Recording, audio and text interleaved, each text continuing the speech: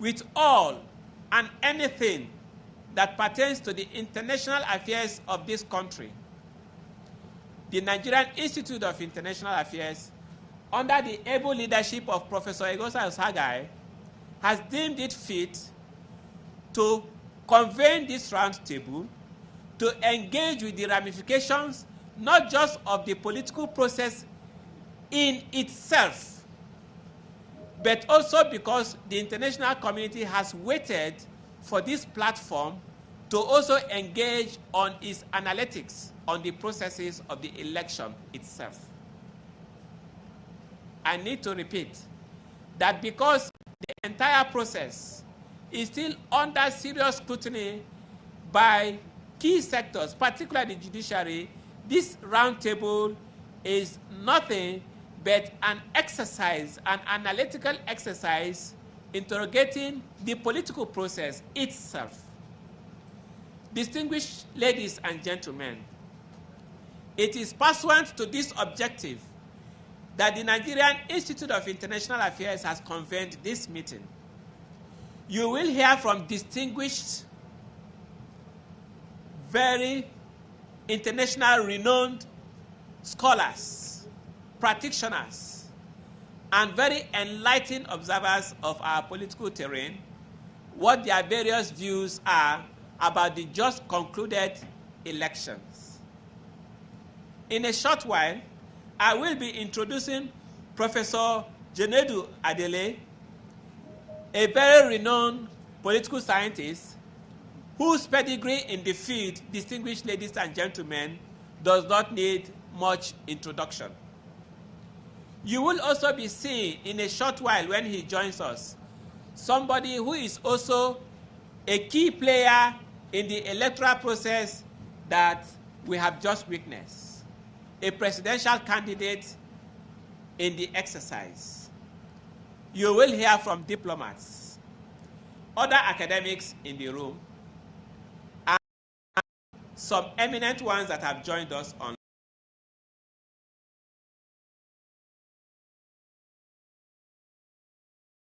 Overarching remarks to the Director General of the Institute, Professor Egosa Osagai, to round off. Before then, I asked for the Director General's permission to say a few words about our first speaker, Professor Adele Jenedu. Professor Adele is a renowned professor of political science. Many know him for the various and very meritorious services that he has discharged and presented the Nigerian society and the international community with. He was Executive Director, Center for Advanced Social Sciences, Port Harcourt.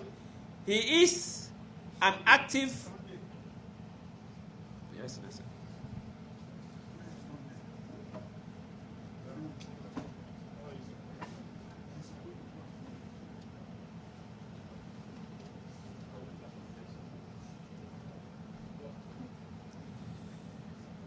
He is active in the African and International Social Science Network, having first served as Secretary General of the African Association of Political Science. He was later the association's president.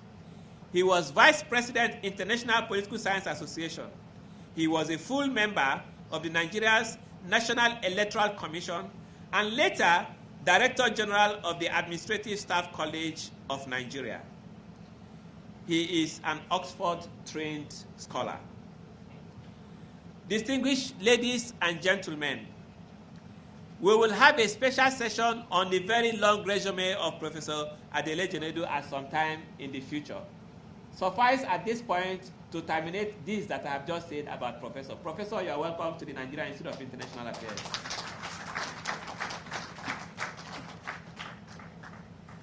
Whilst I was speaking, we had a very eminent son of this country walked in. Many know nothing about him other than that he contested for the highest office of the land. Prince Adewale Adebayo.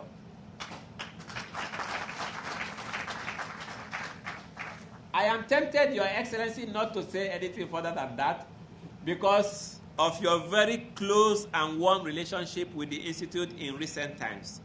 Permit me to just simply say that you are a legal practitioner of repute. You are a philanthropist par excellence. Over 2,000 young Nigerians still remember you for your gesture, sending them to institutions in Nigeria and abroad for all trainings across all spheres of life.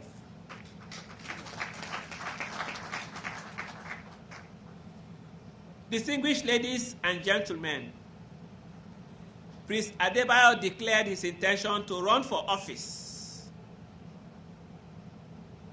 of the President of the Federal Republic of Nigeria in this last dispensation.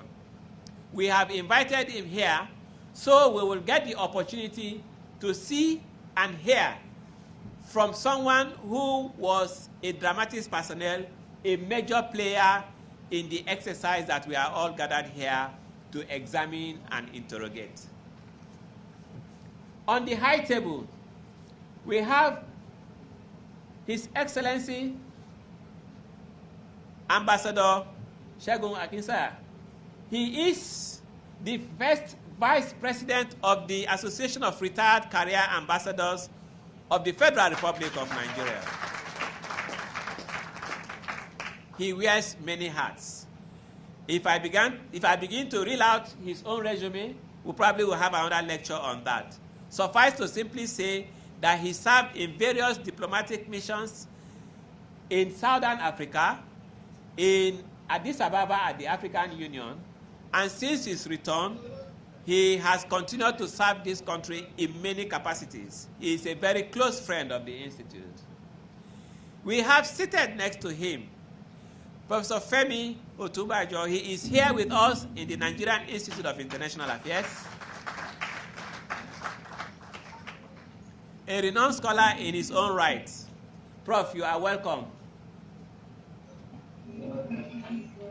I think this is the best part of my job, where I get to praise the gentleman in suit.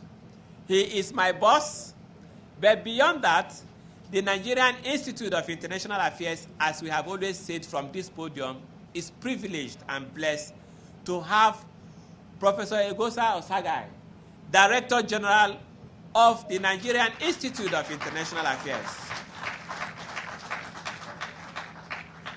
Let me say, ladies and gentlemen, that this is his highest and best outing in this country. Forget that he was VC for 14 years, professor of renown. He has trained many people across the length and breadth of this country. He has trained many people across the international academia. I can go on and on. But his best outing, ladies and gentlemen, is as Director General of the Nigerian Institute of International Affairs. Prof, you can't get better than the NI. Thank you, sir. I think at this point, distinguished ladies and gentlemen, I will plead to adjourn my role as MC and invite the Director General of the Nigerian Institute of International Affairs for a brief remark on why we are here gathered. Prof, sir, you're welcome. Thank you, sir. Thank you very much, Professor. Your Excellencies, distinguished ladies and gentlemen, we thank you for joining us at this special roundtable. It's a postmortem on the 2023 elections in Nigeria. Somebody sent me a text this morning asking me, are we not holding this too early in view of what he calls the aftermath of the elections? Shouldn't we wait until everything gets to be known and resolved before delving into a post-mortem? So I said, well, with all due respect to that observation, what we want to look at today would be the elections as elections. Whatever aftermath would come thereafter will be phase 2 of what we'll be doing. The intellectual responsibility that we have as an institute is to put the elections in proper perspective and to see the conduct, and all the things that we have witnessed. And we thought that the best way to do that would be to have, it's not an outsider's perspective, but something you might regard as an objective perspective from the outside. That is the one that Professor Jinodu, my teacher and my mentor, represents today. He has come to be known as Professor of Elections and Electoral Democracy in Africa these days. But the truth is that he is the leading authority on Frantz Fanon and all the things that Frantz Fanon never had to write. I'm sure that, the interpretations that he has given to Frantz Fanon's writings, Frantz Fanon himself could not even have imagined, those dimensions. But today, Professor Jinodu is Africa's leading authority on electoral administration and elections. And he has done this and demonstrated it not only in Nigeria, as a member of INEC, as a technical consultant to INEC. He has done that in faraway places like Zimbabwe and Liberia and Sierra Leone and Kenya and everything. So he has the comparative frame to give us a balanced and insightful academic and scholarly analysis of what elections have been. I have a peep into his paper already, and I know that he's going to talk about the electoral process itself and the things that we may have omitted and what the way forward might be. But we also thought that we would benefit a lot also if we had the insights of an insider.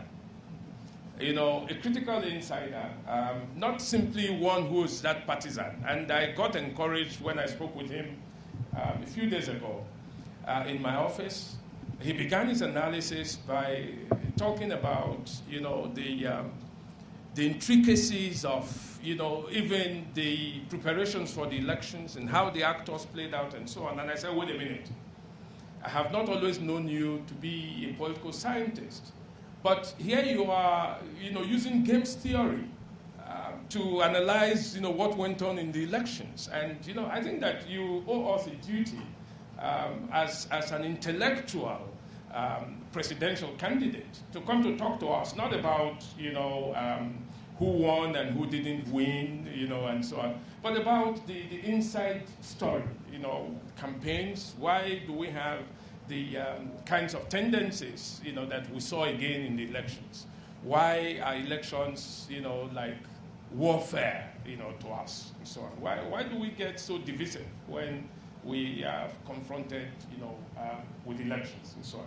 So we thought we should have a good balance, one from the inside and one from the objective outsider who also has a good grasp of this whole process. So that's the background.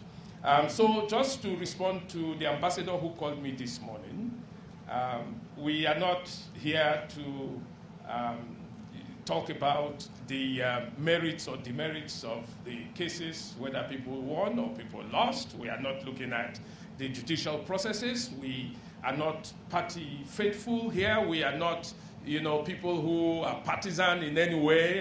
What we want to do is purely an academic exercise, done within the best traditions, of think tanks like the NI. What we do is, when the doors are shut here, we put ourselves inside here and tell ourselves the whole truth and nothing but the truth. The truth about our processes, what we have done right, what we have not done right, and so on, so that the country can benefit from a roundtable like this going forward. So don't be deceived at all. I'm happy that we have some people joining us, but when you have the likes of Professor Kaide Shoremeku, who is waiting to go on, and you have Professor Richard Joseph online, and you have Darren Q, you have all of those professors who are joining us. You have Chief Kalu himself here, which is very good. Mr. Doherty is here with us. My brother, Namaste. So welcome. So this is the roundtable that we want to have. It's designed to be very participatory, and you should all feel free here. So after the first round of presentations as the program goes. Professor Jinadu, Prince Adebayo, and then we have a short talk, a short response from Professor Richard Joseph, and then we'll open it up for interventions. But those interventions, we are going to do it a little differently. We are not going to have the show of hands. You will simply just send us your questions, and we'll look at the questions and invite you to intervene. Professor Shoaib, is this an unusual way of doing things? It's safe. Oh, he's thinking of safety and security. But it is strategic. It is strategic. Now, well, I'm told that it is safe. It is strategic. So we are between safety and strategy. So which is good. By the way, sir, I'm not sure I've ever told you that a student was writing an essay once in an exam, and he was asked to define strategy. And he said, strategy is a corny way of doing things. Okay, you can't beat that. I mean, I don't know, how more original you can get, but. You didn't like that from me? No, sir. So, without any further ado, it's my pleasure to hand over to Dr. Jinadu. I thank you all for coming. I thank all of those who have joined us online, and I assure you that it will be worth your while. Thank you, and welcome. Please, a round of applause for the Director General. Thank you, sir. Thank you very much. To the professor of our professor, because many of us are your grandchildren, even if not biologically, at least academically. We want to invite you to take the podium and share your thoughts with us on the subject matter. And Prof, you are very safe and secured when you stand on this podium. Thank you, sir. Welcome. Prof, sir.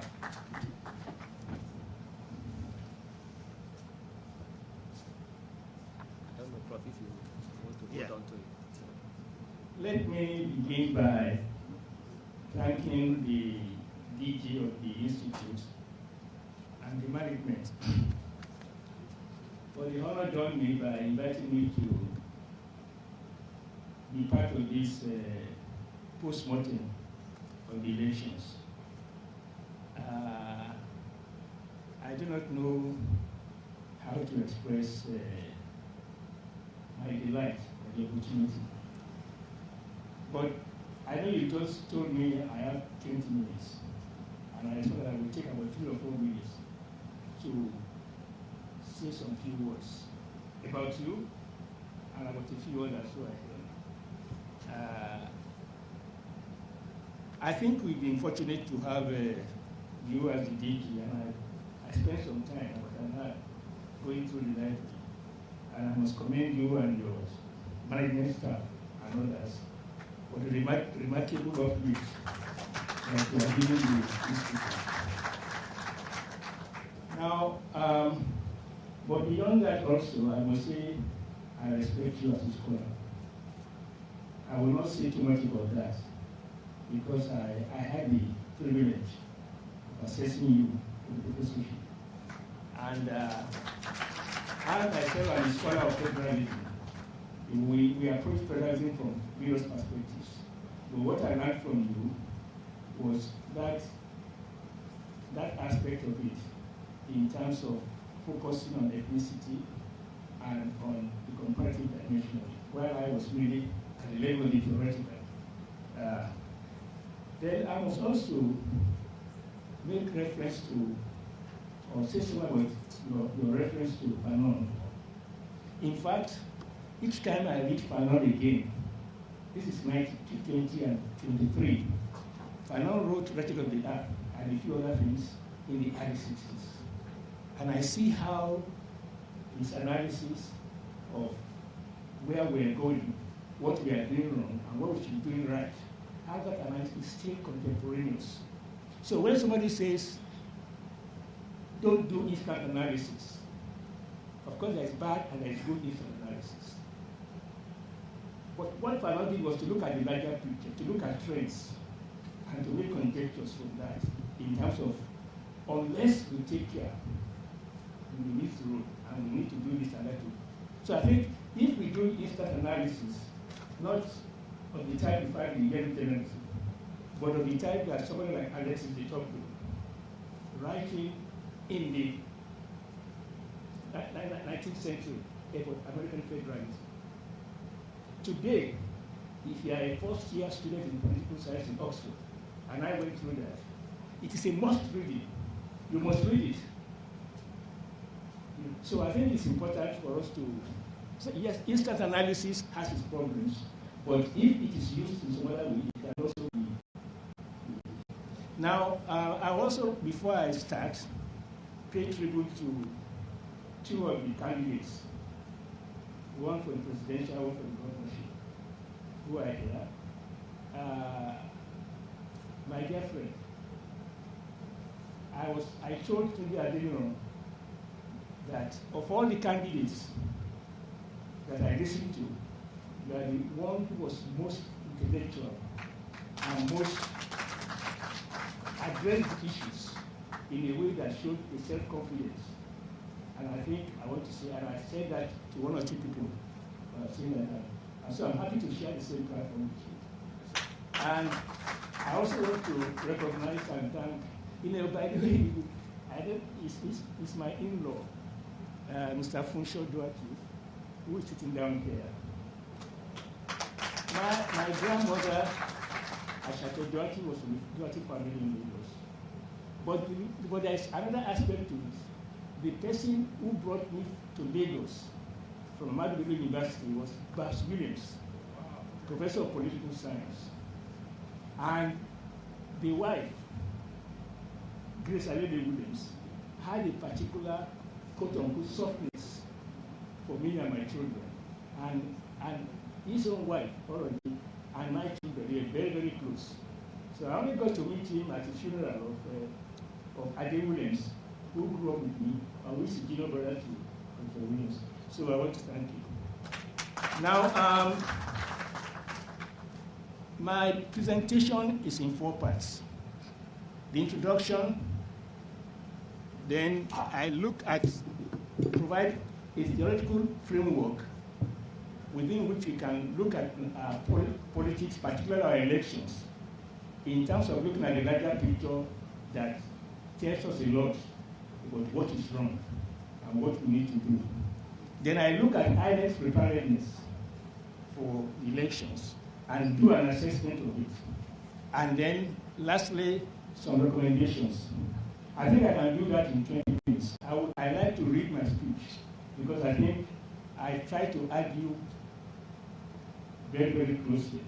And in each one of the important ways. So I will start by saying that our 2023 general elections were conducted against the background of the huge investment of INEC in 2 sets of internal reform measures, beginning with the 2011 electoral cycle. And those measures were introduced to strengthen the capacity of the INEC to undertake the credible administration and management of elections in the country.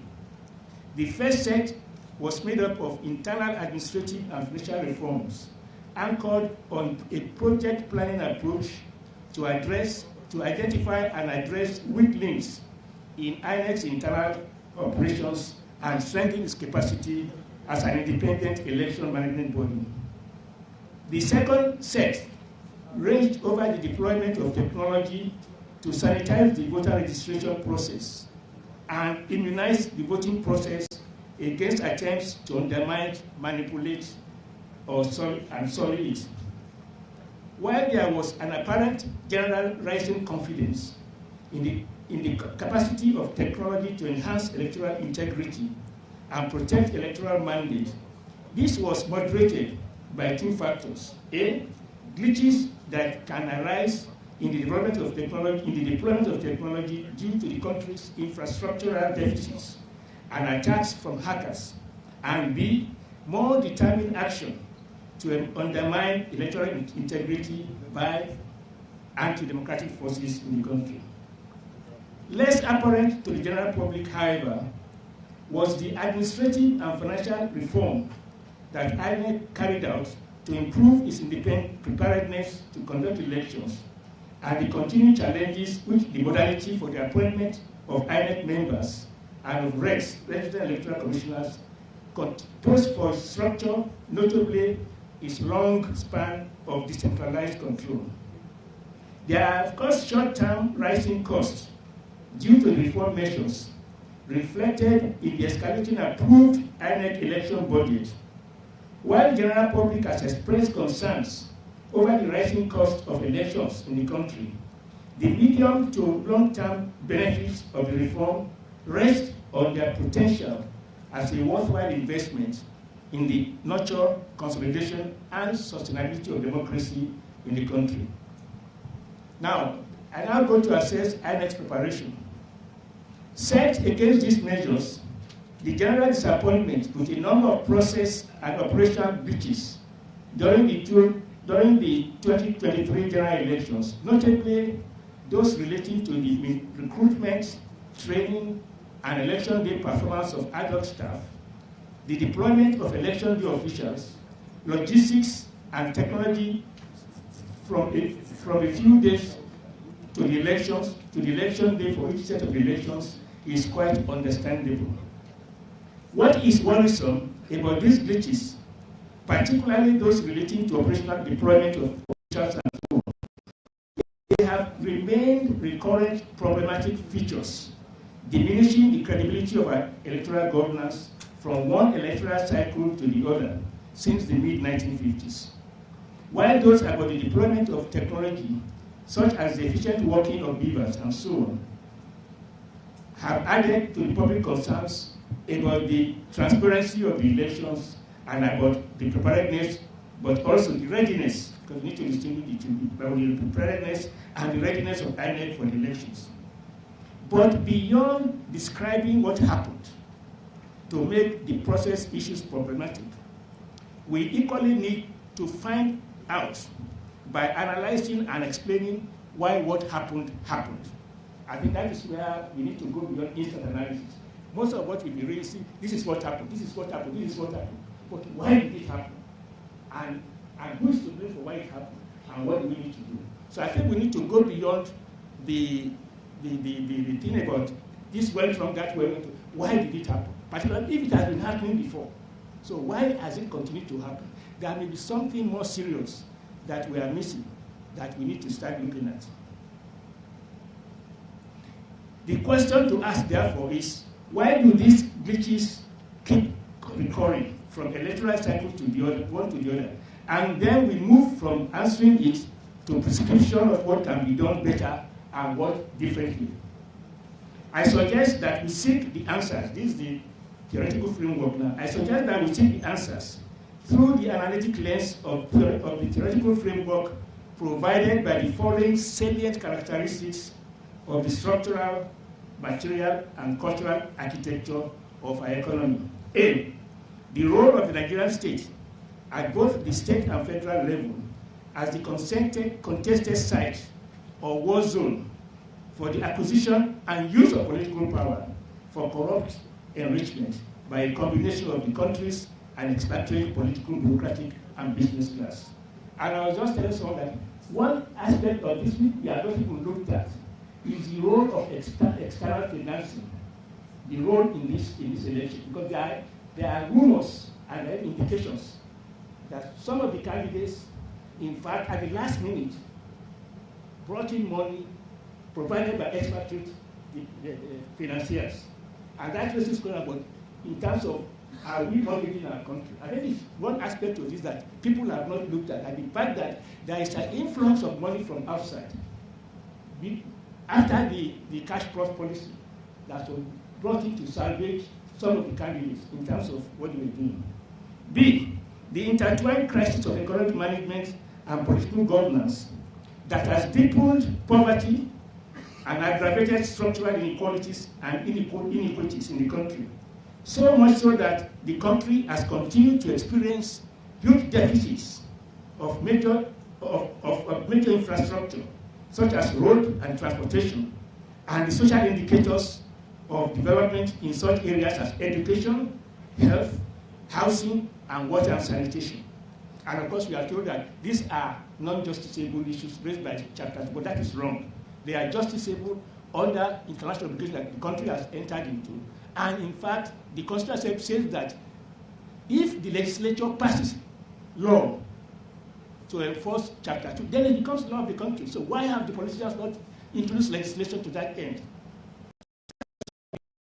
See, the combination of a party system and a first-past-the-post winner-takes-all electoral system anchored on the political mobilization of ethnicity in an ethno-federal political system fed by historically deep-rooted mutual fear of domination, lack of reciprocity, and therefore lack of trust as a social capital for nation building and state formation among the ethnic fractions of the country's political leadership.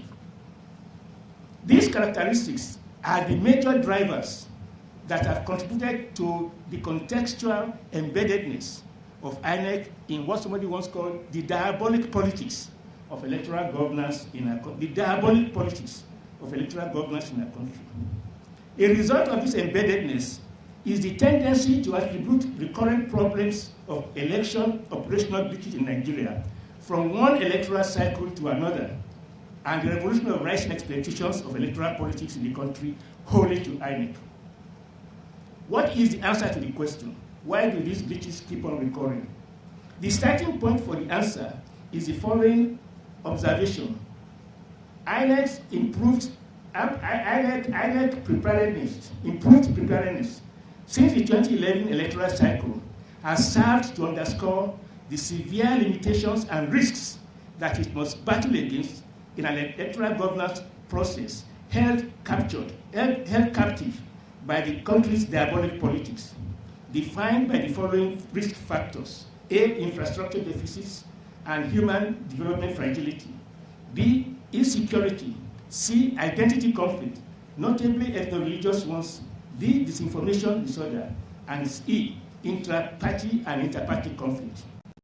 The and infrastructural conflicts that have led some to describe Nigeria's electoral governance as a continuation of what by other means are rooted in these risk factors.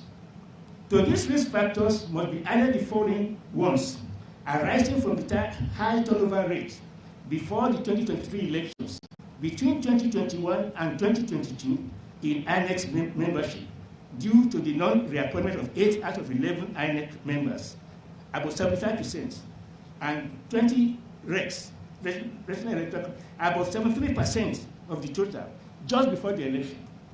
And this was significant. It was the power of reappointment. It's a power of removal if you don't like what the person is doing.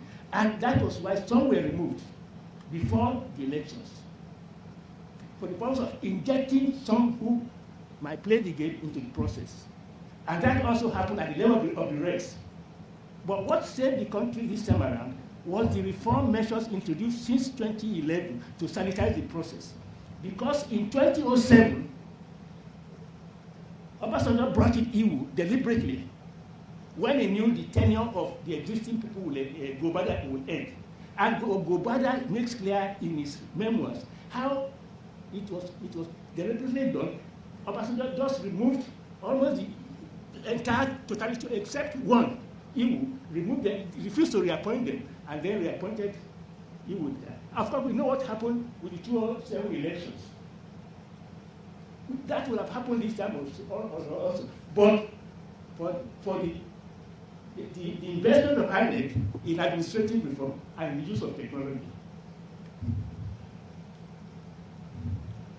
Another risk factor flows from the modality for appointing and members of INEC and the regs, and of course the long span of control and the inaudited complexity of this hugely decentralized structure of INEC.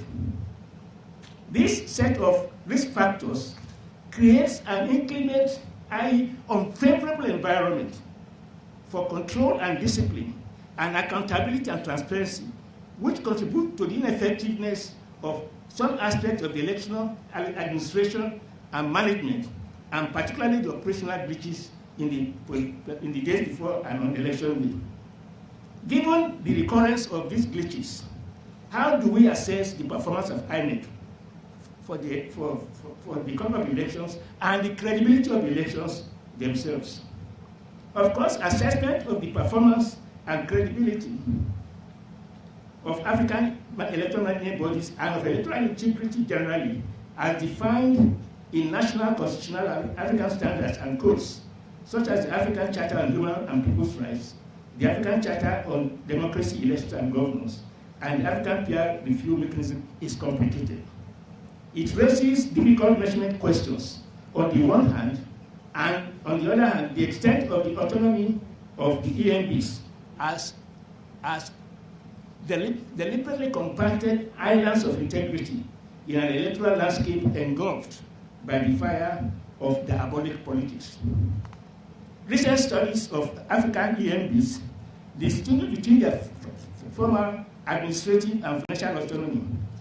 Doing so, the studies turn the searchlight on factors driving, that is, facilitating or constraining the autonomy of the EMBs, and how the factors may have impacted electoral integrity over several electoral cycles. Such factors include, on the one hand, the investment of the EMB, as I said, in high technology and internal administrative and financial reform to enhance their autonomy, credibility, and electoral credibility. And on the other hand, the constraining and debilitating effect of human capacity deficits faced by the EMBs due to the material structure of the political economy of underdevelopment and a politics and legal culture, a political and legal culture, which tends to encourage and reward impunity in the electoral fraud. And no less than the NBA, when they presented a paper before the West Committee in 2007, said the legal framework and the legal culture in the country encourages and even rewards impunity, and that we need to address that. Now, the table here provides the ranking of African countries in the perception of electoral integrity index, covering elections held between 2012 and 2018, with Nigeria ranked 13th, with a score of 54 out of 100, out of 44 African countries ranked. But what the studies also show is that the credibility of the EMBs should be separated from the credibility or integrity of the election process itself, likely and often compromised by the abuse of the power of incumbency, violence, and large-scale vote buying and other structural institutional elements of the country's diabolic politics, such as poverty, infrastructure deficits, lack of confidence, and so on and so forth. Well, let's take one aspect of this, for example, which is very, very important in understanding what some of these glitches happen. For the general elections, presidential elections, and the state ones, INEC required about over 40,000 vehicles, about 40,000 motorboats, and about 4,000 motorcycles to conduct logistics. Now, in other places, the government, for example, may provide vehicles to move men and material on election day.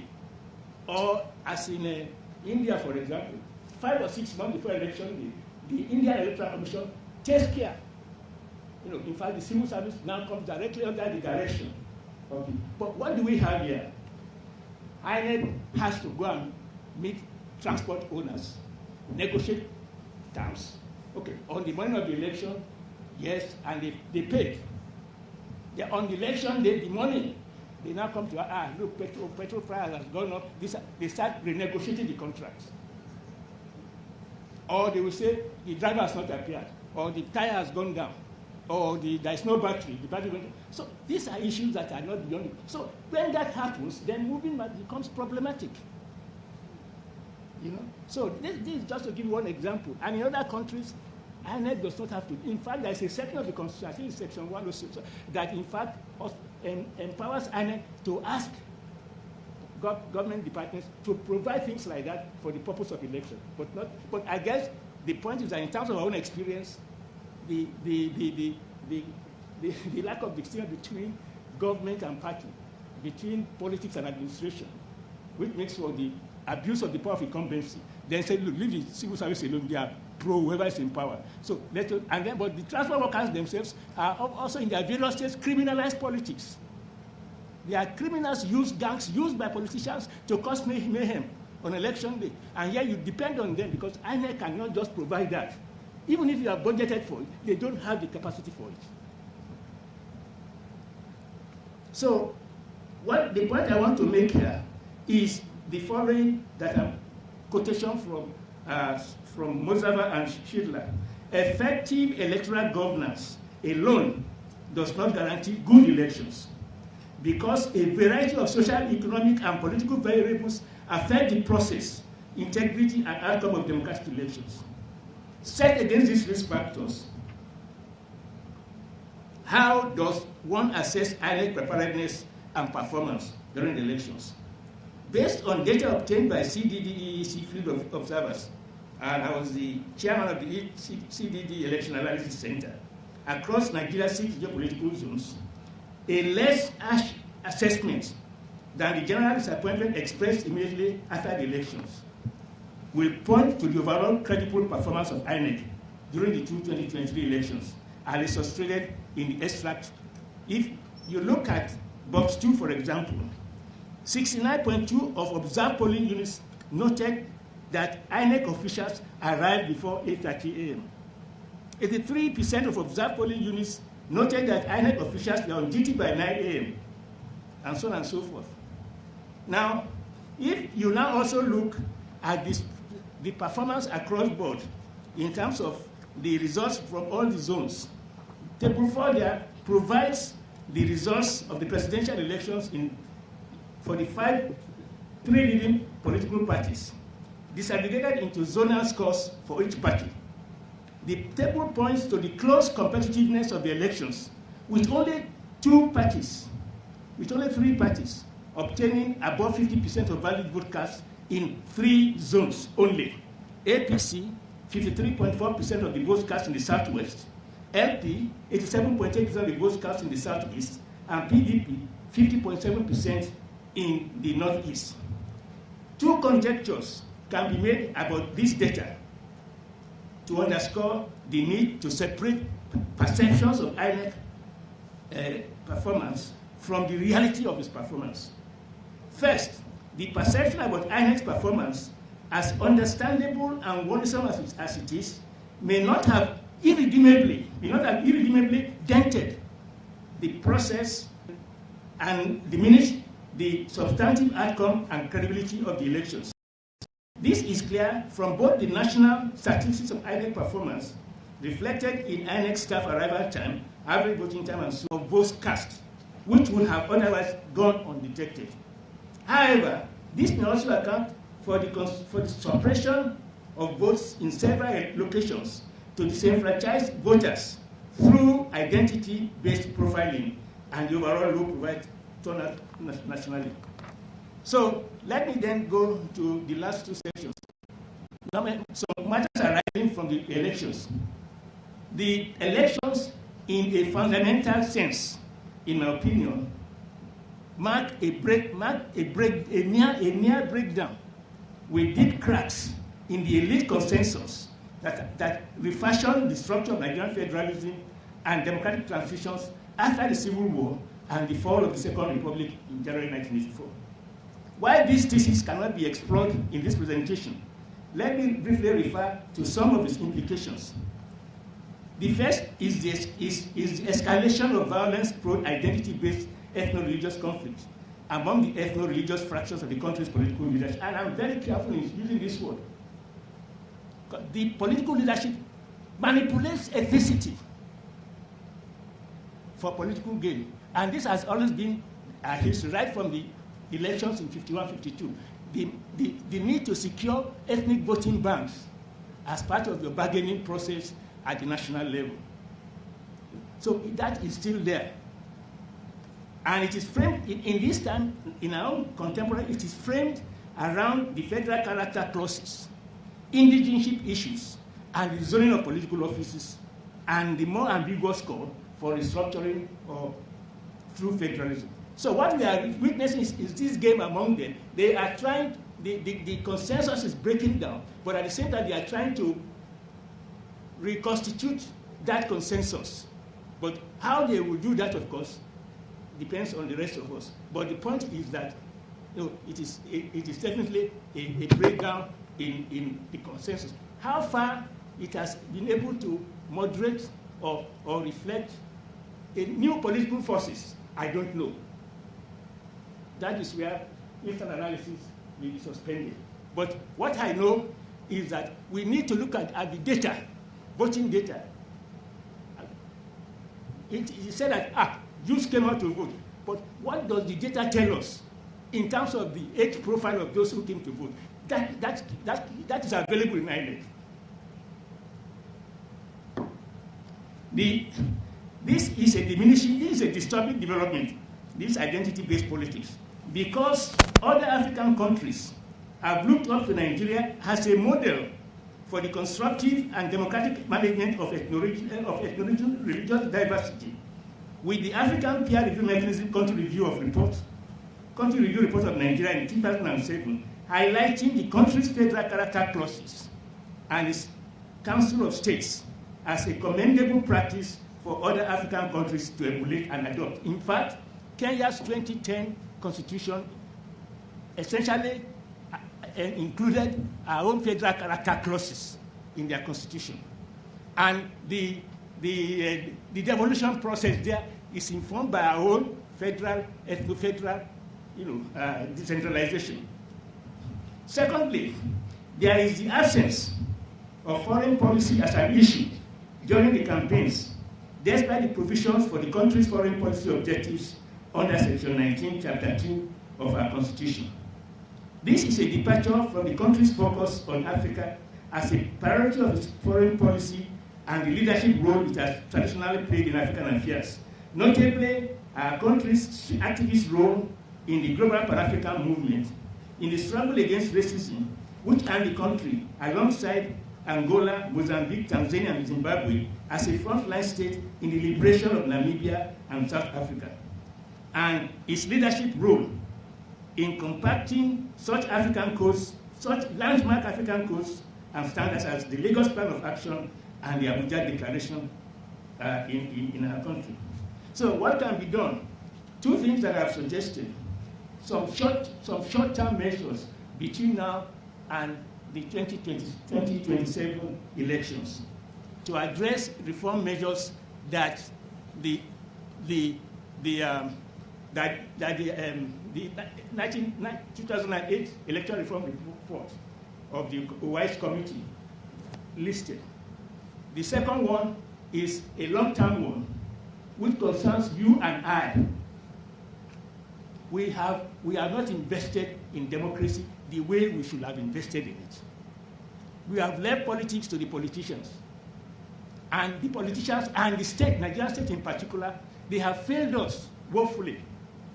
That is why the state, if you go around Lagos, go around many major urban centers in the country, estates are gated.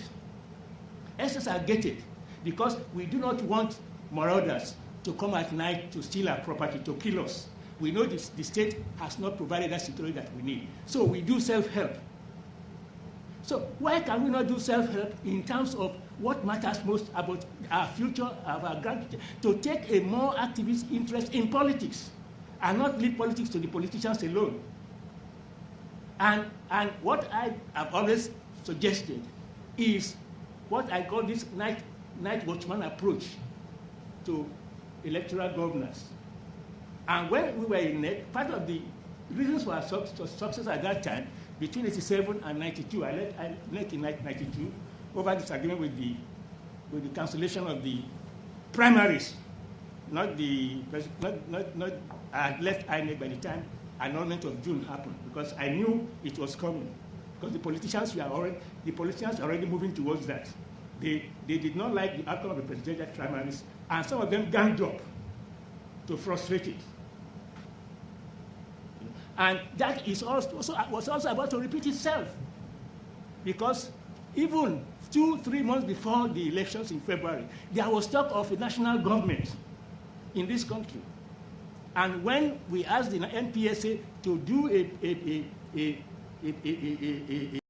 seminar on elections, we knew there were, and we made categorical statement that the NPSA, in terms of its tradition, categorically rejects talk of an interim national government.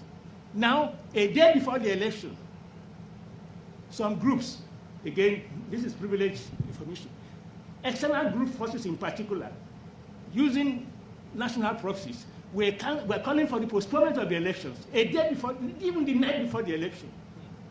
And on the election day, even before the results were announced, using all this, oh, mayhem has broken loose. Look, please, cancel the elections. INEC refused to cancel the elections. And powerful external forces were behind that drive.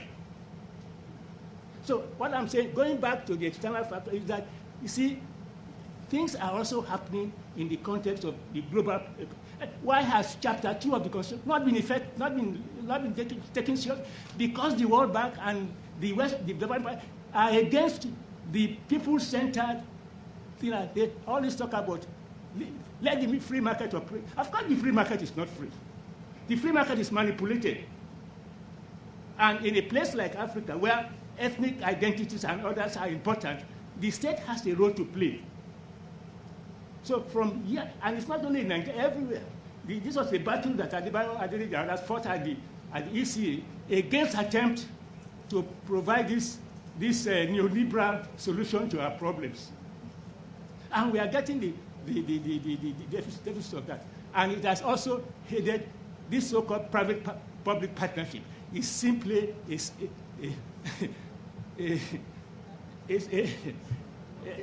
channel for diverting state purpose to other reasons. So I think Nigerians, we must wake up and take interest in politics. And I have indicated how this can, but the analogy I have drawn is simply that the state has failed us in not providing security in our homes.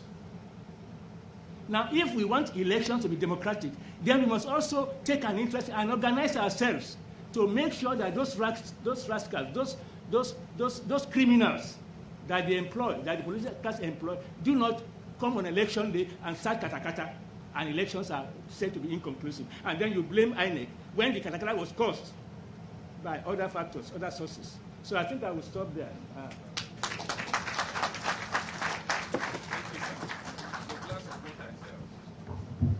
I am fasting. Sorry, sir. No. Another round of applause for Prof.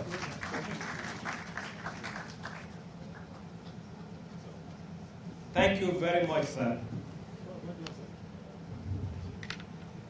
Those who are not privileged, like our Director General, to have been tutored by Professor Dele, you can now begin to imagine what you missed. Some of us, we made up for it by assessing the materials that you have so graciously bequeathed on the academic institutions across this country and beyond. Thank you, Professor, for that. At this point, distinguished ladies and gentlemen, we are now about to have the insider view of things. We have heard from Prof the academic perspective, although I dare say there were lots of hands-on experience in all that Professor shared with us. Distinguished ladies and gentlemen, it is my singular honor to invite His Excellency Prince Adewale Adebayo. Your Excellency, you are welcome. Thank you.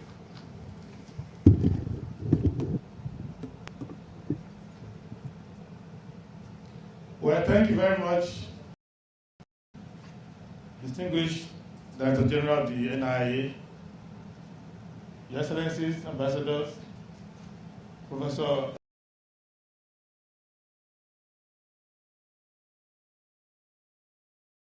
I missed the national anthem. I came late because I came too early. So I started to stay nearby that 5 minutes before starting time I should be informed. But I think I was informed 5 minutes after starting time. But it's still my responsibility. Well, you consider I came without any papers. Because if you are 40 miles radius of Professor Jinadu, you don't need papers. Because the more people you bring, the more you have to learn and throw away your paper. So I'm happy to be here, Prof, and I'm happy that you've done most of the theoretical framework. What I would just say is that in an election season, you will see INEC people, you will see policemen, you will see politicians, you will see people going to rallies, you will see all sorts of things, you will see media. But all of us are not doing the same thing. We don't know one another. And I'm happy that Professor Osagai mentioned the game theory. What you see is like a model. How do you model strategic interactions of rational actors? But they are not all work for the same result, as you will see. And I would explain as a rational actor, one of the rational actors myself. The issue is, are we doing analysis too early? Are we doing this postmortem too early? I don't think so. Why I don't think so is that even in normal field of autopsy, all autopsies are not the same. I'm a lawyer and I do autopsy from time to time. And there is what we call the medico-legal autopsy, which is who killed this person, which I'm happy that I'm in front of a police officer who knows how to ask that question, who killed this person. The police officer just want to send somebody to jail or to the gallows. That's his interest. And I think in context of election, the question of legal autopsy will be done by the tribunal and the courts. That's not what we are doing here. There's another one we call clinical autopsy, or I call it pathoclinical, because you do pathology and you do the clinical together, which is to say what disease is present in this dead body that will account for the person dying. And I think anybody can do that. We can look at our electoral system and say, what kind of disease is happening? Because if a person dies at the age of 51, and you discover that the grandfather died at the age of 52, and the great-grandfather died at the age of 53, you say, what is killing them? You are not asking like a policeman now. You are just asking as a person who is studying human physiology to say, why is it that the father died unhappy in 1964, then the grandfather, then the father died in 1979 unhappy, and in 2007 the uncle died, and 2019 the mother died, and then in 2023 the person himself now died. You know, so you ask, why is INEC killing these people? Why do they go to INEC for treatment? So that one, you can't do anything about it, INEC, but you can study what cost, so that you can know. Somebody asks you, what is the cost? You can say, we know the cost now. Whether you want to do anything about it, it's a different thing. Then there is what we call the anatomical autopsy, which is the academic one. I hope that we understand that some people here don't care whether we have a good election or not, but they want to write a book on it. And any material you provide for them, they will write a bestseller out of it, and they're not really particular about whether you get it right or not. But they want to document your wisdom and your folly as a society. So for academics, they don't need to wait for anyone. Any material that's presented before them, they will analyze it and they will use it to contribute to knowledge. Of course, there's what we call factopsy, which is the new one now, the virtual autopsy. You don't even go near the body at all. And that one is what they are doing on social media, virtual autopsy. They don't know whether the person who died is a man or a woman, whether what age the person is, when and how the person died. But the autopsy continues on social media. So, but what I can see basically is, let me just do what we should do to react to first thing now. It is not correct that there was no focus on foreign policy. But it wasn't the preference of many of the political parties, because it required thinking. And from experience of politics, they realize that you think, you lose. So no need to think. Somebody asks you, what is the best rate of inflation if you want to keep the economy at full employment? If you answer that question, your party will not field you. Because it looks that they will suspect you of a very deliberate intent to run a government, which is not the idea of the election. So many people didn't bother themselves to think about it. But the answer I will also give is that INEC itself did not come to the institute here in compliance with Section 19 of our Constitution to also get foreign policy content to what it's doing. And then the issue of, yes, foreign money coming in. I said a lot of it during my campaign, both domestically and externally. Illegal money came into the election. And I raised that issue, I talked extensively, but I was accused of jealousy since I didn't have money to run my election. I was accused of jealousy, that was why I raised the issue. But INEC itself collected foreign money. So I think Professor Tinabi should advise his people in INEC to stop collecting foreign money.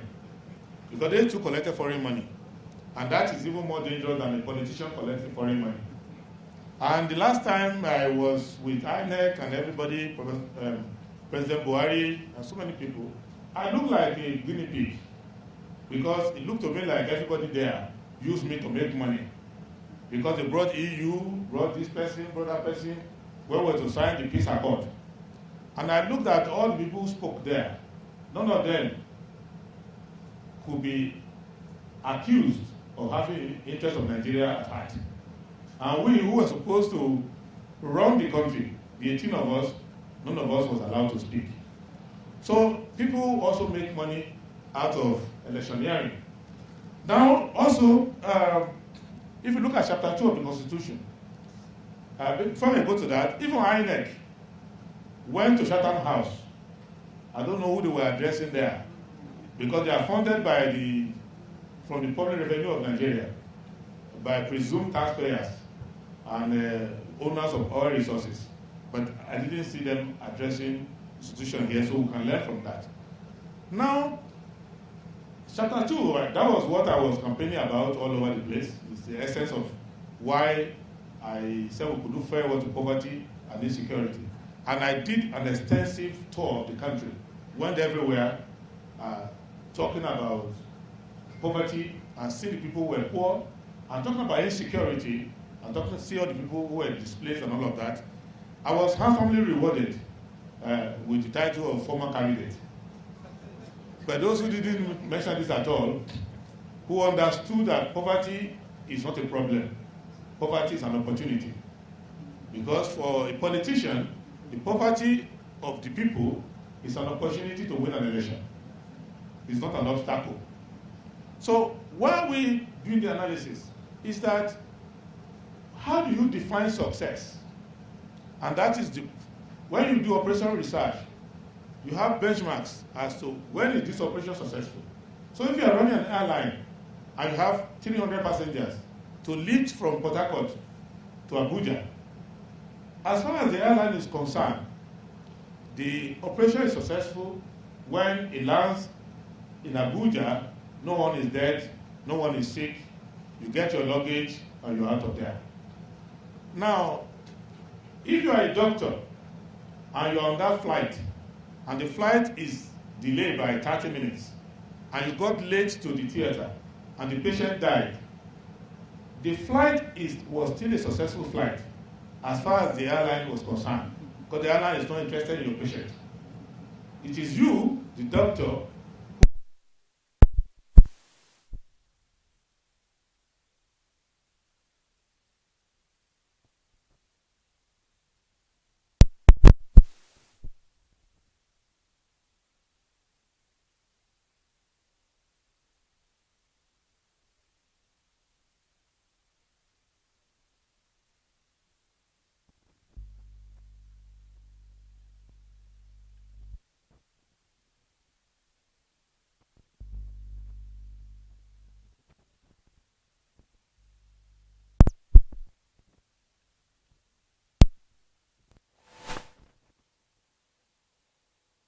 $50 billion.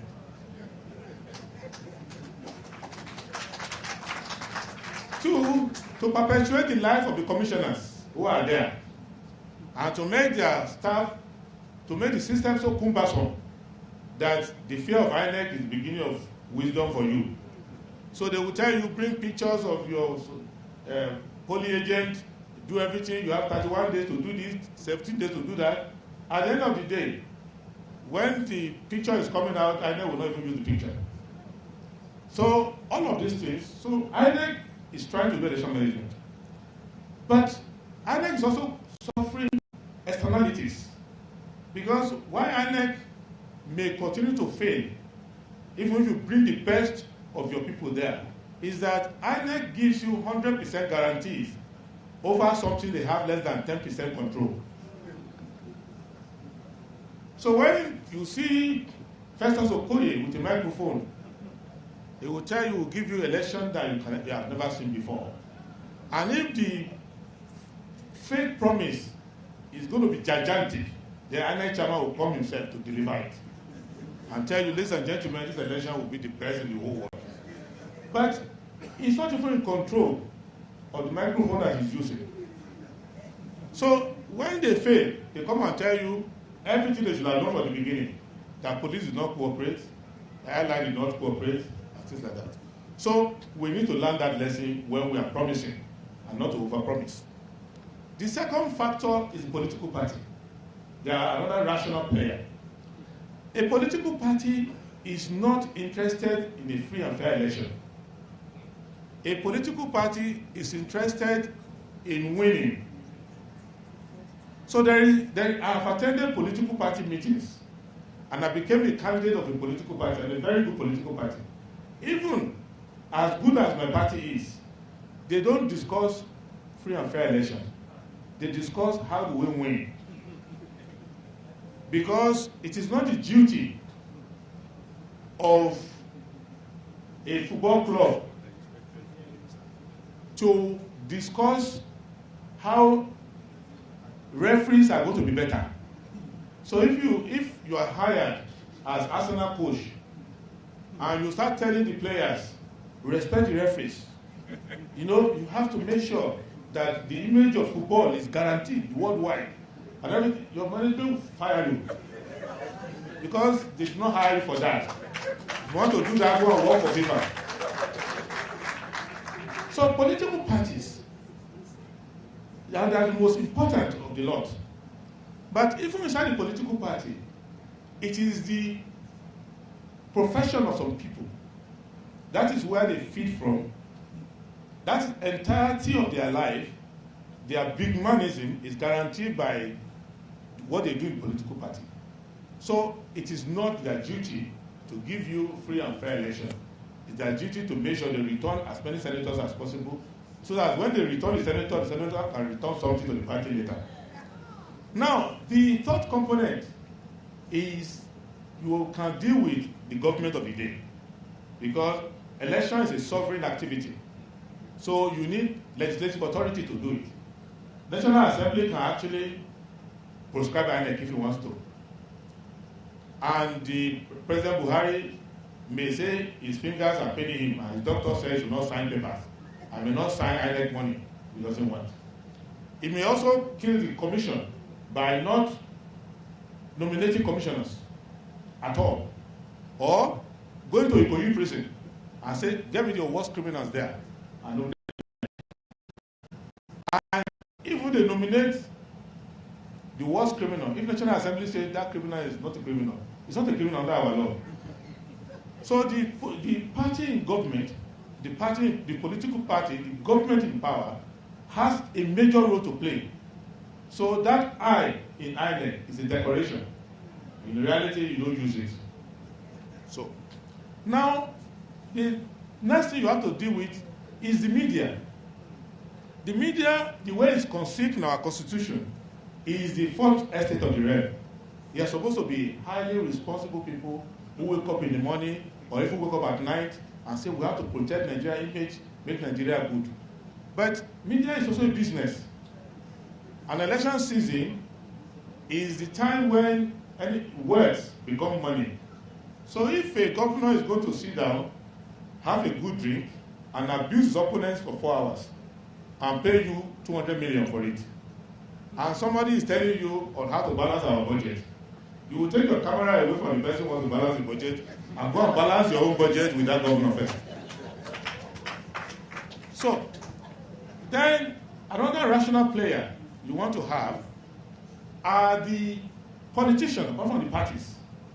Because the quality of a politician can influence the direction of a party. But there are many factors which, when you ask questions I will give, that determine why a person wakes up in the morning and says he wants to run for office.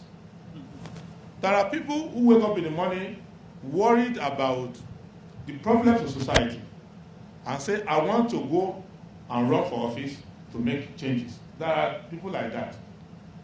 There are people who are in the swimming pool, just enjoying their lives, and somebody wants to use them to block somebody who they don't like, and they will be calling the person 10 times until he will pick the phone. Why are you calling me? They say, come and be a governor. Say, governor of where?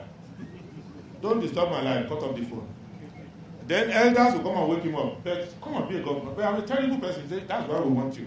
We need a terrible person this hour. And God has, your terribleness is now useful to the country. So, and I don't know how to speak, don't talk. Just nod your head anytime we say you are the greatest. So you have that also happening. You also have people who have thought very well about their life and thought, I don't want to be a governor. I don't want to be a president. But I know an idiot in my village who became a governor. And if you can become a governor, I think I also too. I was listening to somebody today who said, I can be a good governor.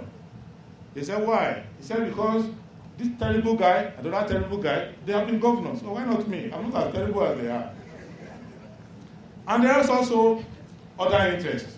Sometimes you are sitting down, your community will come to you and say, go for this thing because the other ethnic group has gone there 5 times. So we want to push you there. Different factors.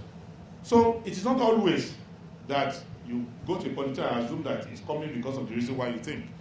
Then another factor, which is the biggest factor, are the people of Nigeria. Don't take it for granted like I did, that people want good government. No. People don't want inconveniences. And hunger is an inconvenience. Unemployment is an inconvenience. And many inconveniences. So, you cannot take long time and say, let me talk to the people and give them direction. And show that over time, if there is a systemic interaction with our resources, we can actually remove these inconveniences for a long time. But somebody can short-circuit it and remove the inconvenience immediately for 1 day. And you may say, well, let me just take this one I've seen now. And I can tell you, you can be a good president of Nigeria. And you can be a good governor of your state. But don't be surprised when you are punished for it. Even Awolowo, the legendary Awolowo, because he was so successful in the introduction of free education in the Western region, and he was able to balance the budget for doing so, he lost the next election because people were angry with him that he was reminding them of taxation, when they thought the government were giving them money. Now, all these factors put together, there are narratives. And one of the narratives I followed was that Nigeria needed to say enough is enough to that development. And we started discussing that. But there are also existential questions that have not been answered in this country. Who is the owner of Nigeria? Who is the dominant group? Whose turn it is? So you have 4 general narratives. And on that note, I will conclude. The 4 general narratives are: 1, this country needs to get out of third world mentality and develop. We have people who follow us in that thought. Second are those who believe that generational change must happen, because the same people have been there since 1966 and they are still there now. Those who were there when I was born are still the ones now who are there. So let's make a change. Change to what they don't know, but let's just change them. The third one are those who are worried about no change at all. What they don't want is change. Because I have concession, I have contracts, I have institutions that are enjoying the status quo. So my interaction in politics is to look for the person who will make the least or no change at all. So there are those ones are also there. And don't assume that those who want change will invest more than those who don't want change. And there is also the power tussle in the elite, because the elite consensus has broken down. And that the elite consensus doesn't mean it's a good thing. Political scientists will be talking about it. It's not always a good thing. There can be an elite consensus to not allow black people to vote in America or allow them to be free. There can be an elite consensus that only 25 people across the country will be rotating the power among themselves. But in the case of Nigeria, it has broken down. Therefore, this 2023, they all went separate ways. And later, as we are discussing, you will see that in the final analysis, the reason why I lost, I know. And that is why I'm not going to court. Because if I go to court, I can't say any of these things. The court will say, are you suffering from malaria? This doesn't concern us. But I can use it to help the country. The reason is that people heard us, but they are not relevant to them. If you tell somebody who is in Nnewi that Igbo have not been president before, and this man is an Igbo man, let's put him there, it is more emotionally and psychologically soothing than to say this man can tar 10,000 kilometers of roads. They are two different things. Second is that the dominant elite of Nigeria also have higher stakes, and some of them are clients of foreign patrons. And those ones also have a direction they want the country to go to. And you could see in my conclusion that today I noticed, I raised a question yesterday and I raised another one today. And that's on that note I will go and sit down. The first one was, the president-elect is not around, but is alive. But his people are in Washington meeting with the World Bank. And I've been monitoring the meetings. I wanted to even go to Washington, but I didn't want to be mistaken for one of them. But I've been monitoring the meeting. Major fundamental decisions have been made that the government is agreeing ahead of time to go and implement. But Nigerians are not aware. They are still fighting over election that has been concluded.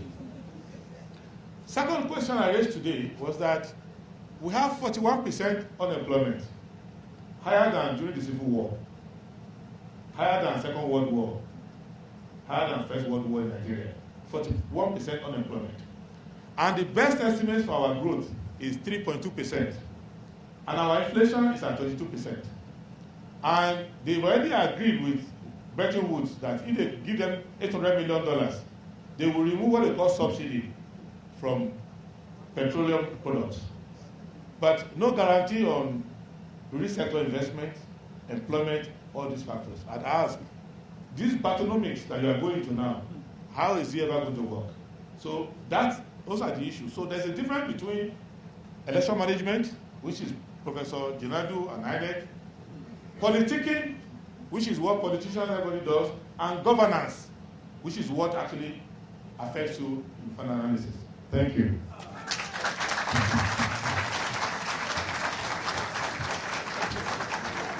That applause could be louder than that.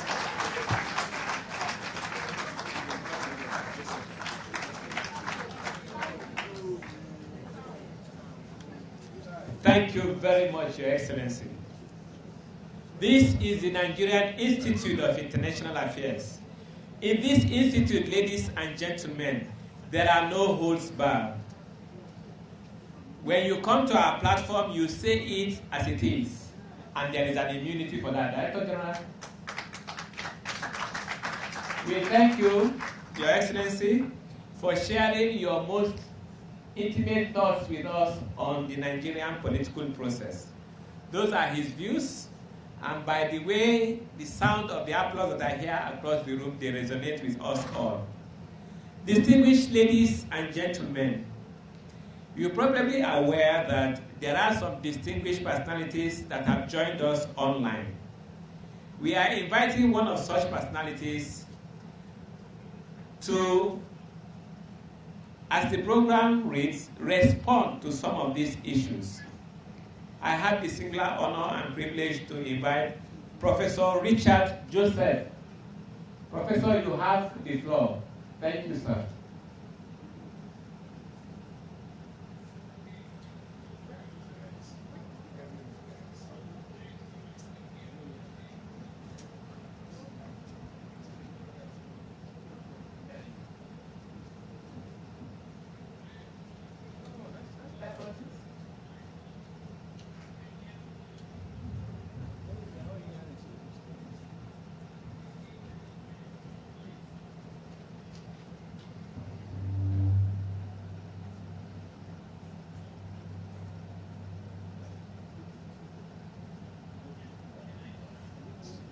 Just a moment, Prof. We'll be with you.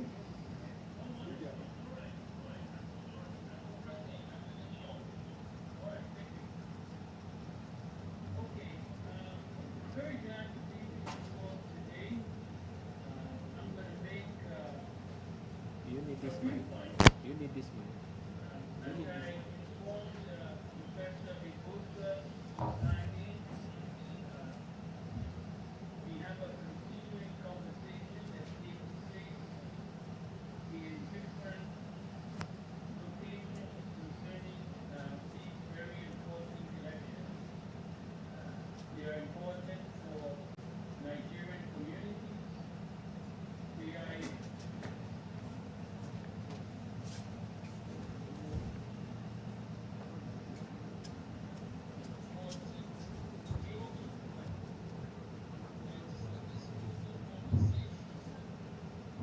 taking place at different times. I was at Boston University about 10 days or so ago to take part in meetings concerned with Nigeria. The first one was on elections. We are also planning meetings at Oxford University to take place in the middle of June of this year. June 19th is the proposed date. So what are some of the points that I want to make? The first one is about the global significance of these elections. It's global in a number of senses. One of them is because Nigerians are increasingly a global community. That has been accelerating, unfortunately, because so many, especially for young people, including educated people, have found it necessary to leave the country purely for survival instincts and looking after their families. And so I encounter that very regularly.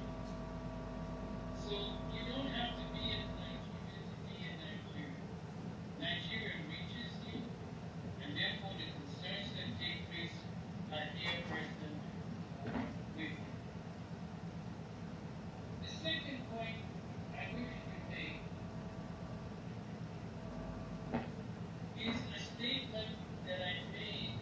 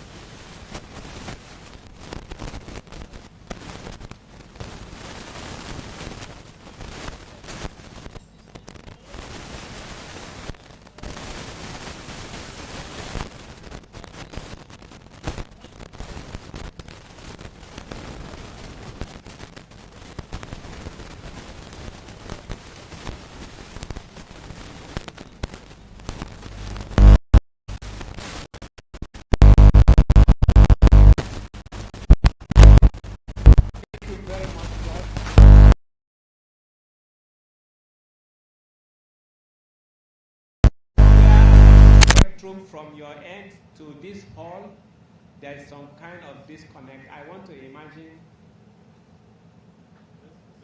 Yes, sir.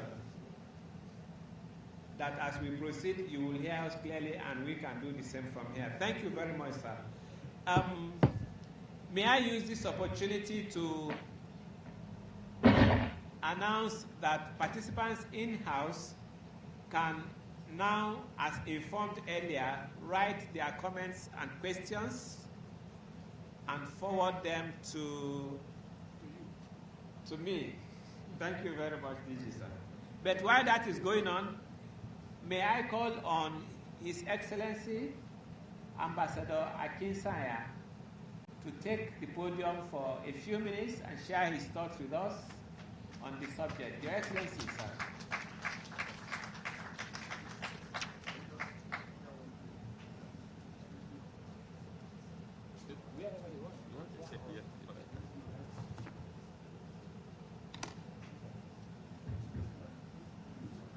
Your Excellency, the former presidential candidate, Prince Adebayo, the DG, Professor Adele Jinadu, distinguished ladies and gentlemen. I was in the audience when the SDP presidential candidate spoke on the foreign policy aspects of his agenda. And I was very much impressed. And I'm not surprised about all that you said as an insider. Thank you, sir. To Professor Adele Jinadu, an erudite professor, somebody who has been very much involved in the electioneering aspects in my country. I think he spoke, not just as an academic, but also as someone who was very much involved. I'm also aware that he did a lot for Africa within the ECA and the EU when I was Nigerian ambassador in Addis Ababa. I just want to speak briefly about the electioneering, electoral monitoring and observation. Is there a difference in terms of what our external friends, do? Is there a difference between electoral monitoring and observation? I raise this because of certain experiences that I have in Addis Ababa during the Ethiopian elections. And I will come to that briefly. But the point I want to, because a lot has been said about the external influence, the need to demonetize electoral processes, and a lot of influences. Now, is it there need to be a sort of introspection on the control of the amount of electoral monitoring or that was done? If we compare all the foreign observers, we have the AU, we have the Commonwealth, we have the EU, and we have others, non-governmental organizations or non-governmental individuals. Quite a lot of people are interested. And within Africa, I know that there is a movement between non-intervention in the affairs of member states to non-indifference in the affairs of member states, which allows African Union, if they can put their matters right, to be more involved. The example that I was trying to give in Ethiopia, and that was the time that we're in the chair of the African Union, the EU happens to now be an impartial arbiter, and that explains why there are still problems in Ethiopia today. Actually, the EU representative declared that the current person that was there didn't win the election. And it was a problem between the Tigrayans and the Amharas. Now, the point I'm trying to make, and I want the Professor Ginolu to address to that, isn't there a need now to look at a sort of customary governance?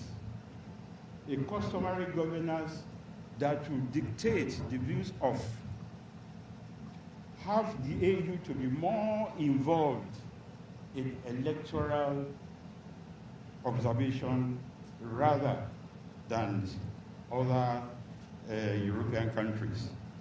In a place like Botswana, where customary governance is practiced, there are methodologies in terms of what happens pre-election, what happens post-election, and what is the role of the nationals in ensuring that election is not seen to be a security issue. It is more of changing of, having customary governance, having free and fair election. But what I'm just trying to say is that in terms of the external dimensions of our electoral observation and monitoring, there seems to be a lot of interest, to the extent that that aggravates the electoral process. Yes, there's a justification for intervention because, as I said, in the EU, we now have non-indifference, principle of non-indifference in the affairs of member states. What happens in country A affects country B. But at the same time, I think there is need. How do we ward off the influence of, developed countries like the EU and others? When Trump went to the Capitol and he did what he did, and we saw what happens. What really happens in terms of the African perspective to what happened in the Capitol Hill? So I think there is to be, what I'm trying to think through is that there is need for more African engagement to validate elections in Africa rather than EU and other external factors. Thank you. Thank you, sir. Thank you, Your Excellency. I'd like to inform that if you have questions, if you've written down your questions, our colleagues are going around the hall. Tom, Kelechi, and Yinka are on hand to receive your questions. Thank you very much. At this point, may I call on Professor Femi Otunbajo, please, for his own intervention. Thank you, sir.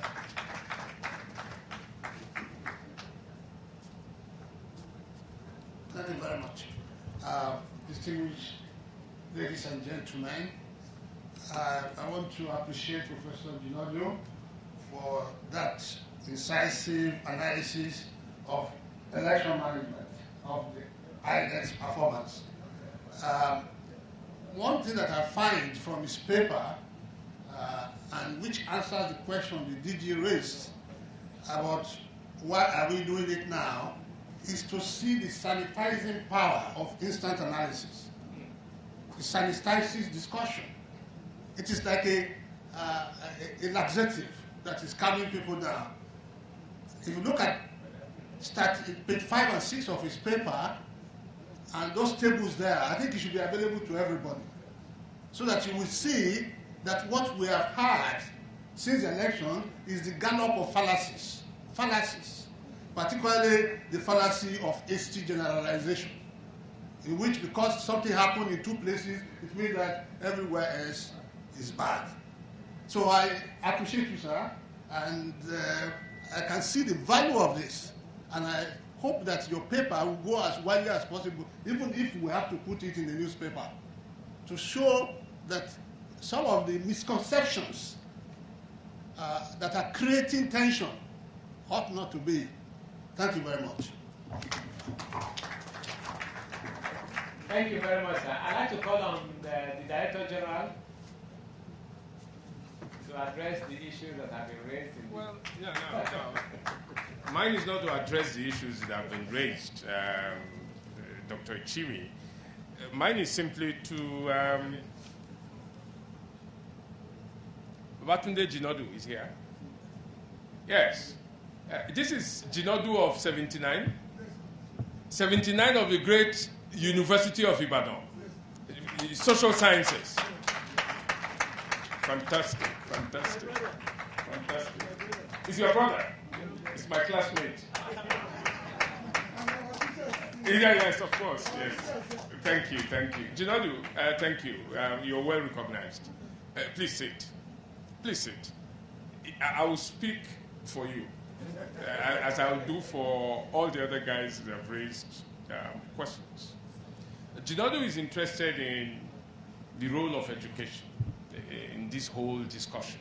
Education is key, and people believe that that's the antidote to the very serious weight and influence that poverty seems to have on the kinds of things that we are discussing today.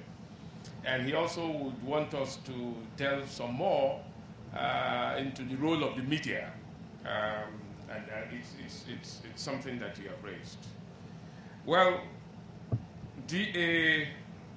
Abu says that we have concentrated too much on the externalities and the foreign dimensions and so on, and is wondering why the major presidential candidates were in Chatham House. Well, I think we now, even from today's discussions, we have reason to say we have some of the answers to why they were in Chatham House, because we have been told some little things have been let out today, I suppose.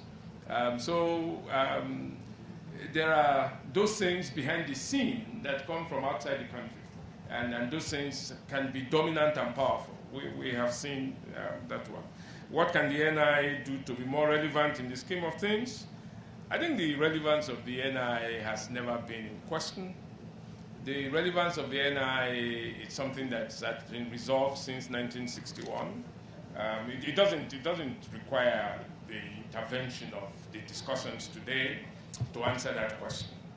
And the relevance of the NI, you can see that that's why we are here. I mean, what the NI is doing, what the NI has done, and what the NI will continue to do, these are the things that show it's more than a relevance question. What can Nigerians, how can Nigerians discourage imperialism and neo-colonialism in the scheme of things? This gentleman, I'm sure it's an old Marxist militant. Because this language, Professor Sherebeko that raised this once from his class on neo-imperialism and so on. But basically, the point is, this discussion has also showed that we need to become a lot more autonomous, even in the choices that we make, and so on. Now, Senator Gochukwuba, a distinguished political scientist and a distinguished senator of the Federal Republic, is also saying, while we're analyzing the conduct of elections, there are some other issues that you think also are important that need to be analyzed. I'm sure Professor Richard Joseph touched on some of them. These are important things. Ogasa, the only, when you hear Ogasa, it can only be reference to an Oga like you. Thank you, sir. I hope we are doing well. You don't want to say something about the security dimension? Everyone is saying, but it's okay. Thank you, sir.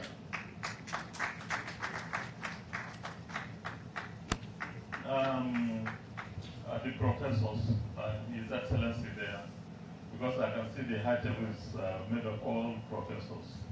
And when I came in and looked at the high table, I didn't want to say anything. You want to push me to say something. Thank you very much, sir. On the security aspect, I think we are post-mortem of the 2020 general elections. I think everybody will have to applaud the Nigerian police because we've done so much. We've done so much. We look at the election holistically, just like what we are doing here. We look at the elections before, and we stood up very early to study the previous election, look at what were the problems.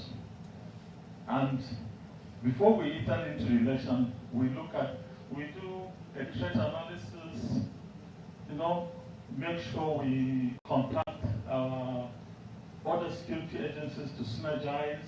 We don't take it our own responsibility alone, and by that, we're able to present something better than we used to have before. Thank you very much. Thank you very much. We are missing a female voice here. And I'm just looking around to see if there is a... Professor Ubi, you want to play the role of a woman at this point? No, not yet. We'll give you 1 minute, Chief Kalu, 1 minute, not more than 1 minute at all. So give Chief Kalu this microphone.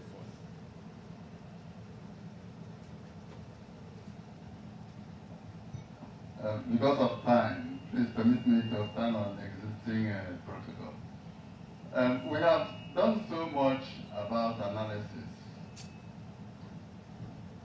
lamenting on the past failures.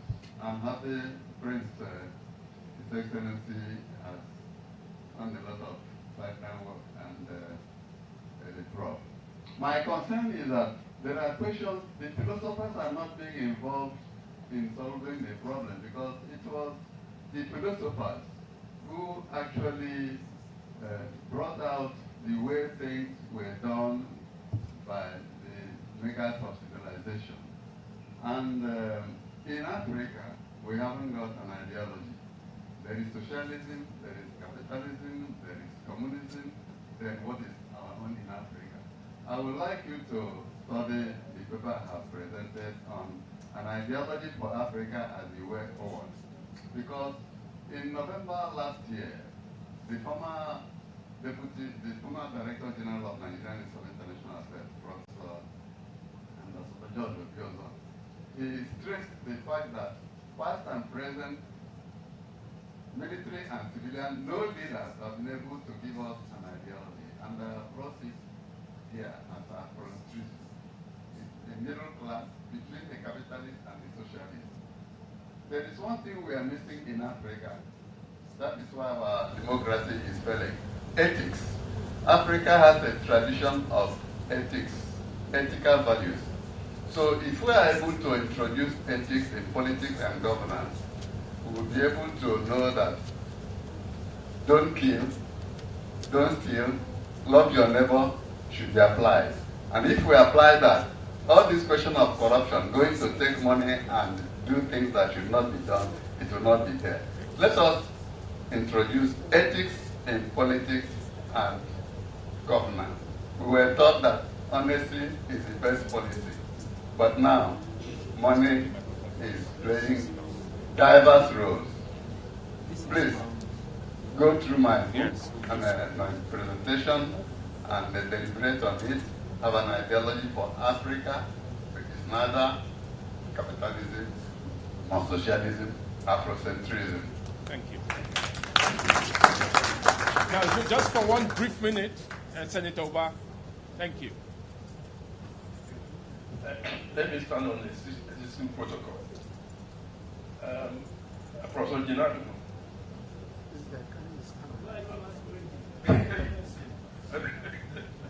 I'm happy to see you. Been a long time. I'm here in company of His Excellency Adebayo. I'm also part of his campaign. So, what we are discussing here is quite interesting. In the sense that, like I said to the director, while we are dealing with this postmortem, we also have to look at other places, how we can improve what is already happening. And I started by saying that part of the problem is that there's no consequence for action. Nobody suffers any consequence in this country for anything you have done. We just finished an election, probably about, estimate of about 30 people have been arrested, who have been prosecuted. Unless you do such things, there's no way we can start, to deal with some of the issues we are facing during the election. Then secondly, the level of political education and the enlightenment is fairly quite poor. I remember during the transition of 1993, there was robust political education, which most of us participated. Then I also operated with the Center for Democratic Studies, where politicians were taught before the elections. Then the MANSA was all over the place, educating the populace what is going to happen. Then Prof. Genado, Oyobere, Adeniro, and the rest of them were part of the think tank, how to get that transition going on. I also participated in it. That transition went on, and it went on smoothly because people were definitely well informed. Unfortunately, it was annulled, and we keep celebrating it. It's the best election Nigeria ever had. We can still repeat that in spite of what we have today. Then the other observation, before I know so many of them, but let me just mention. What we are doing to our institutions of higher learning, I don't know how the reason why we bring professors and vice chancellors to be returning officers. It's making nonsense of our institutions. Because when a vice chancellor leaves his ivory tower, you know what we call it, ivory tower, comes down to sit with a mob to announce results, which he didn't even know how it was collected. It diminishes not only the institution, academics, also affects the election. So people are saying that ASU will, participating in rigging election, and they were expecting something different, by going on strike to ask for one thing or the other. Meanwhile, they installed those who are there without even knowing. So, and one of those who are saying that academics should be, professors and vice chancellors should be taken out of this exercise. Many people can do it. Civil servants, all those, many people can be returning officers. But that of the vice chancellors is even worse in the sense that they don't even know where these things were collected. So all they do is now to announce it, and they carry the whole body. So we should try and do something about it. From other things we need to do. So many. Thank you, distinguished.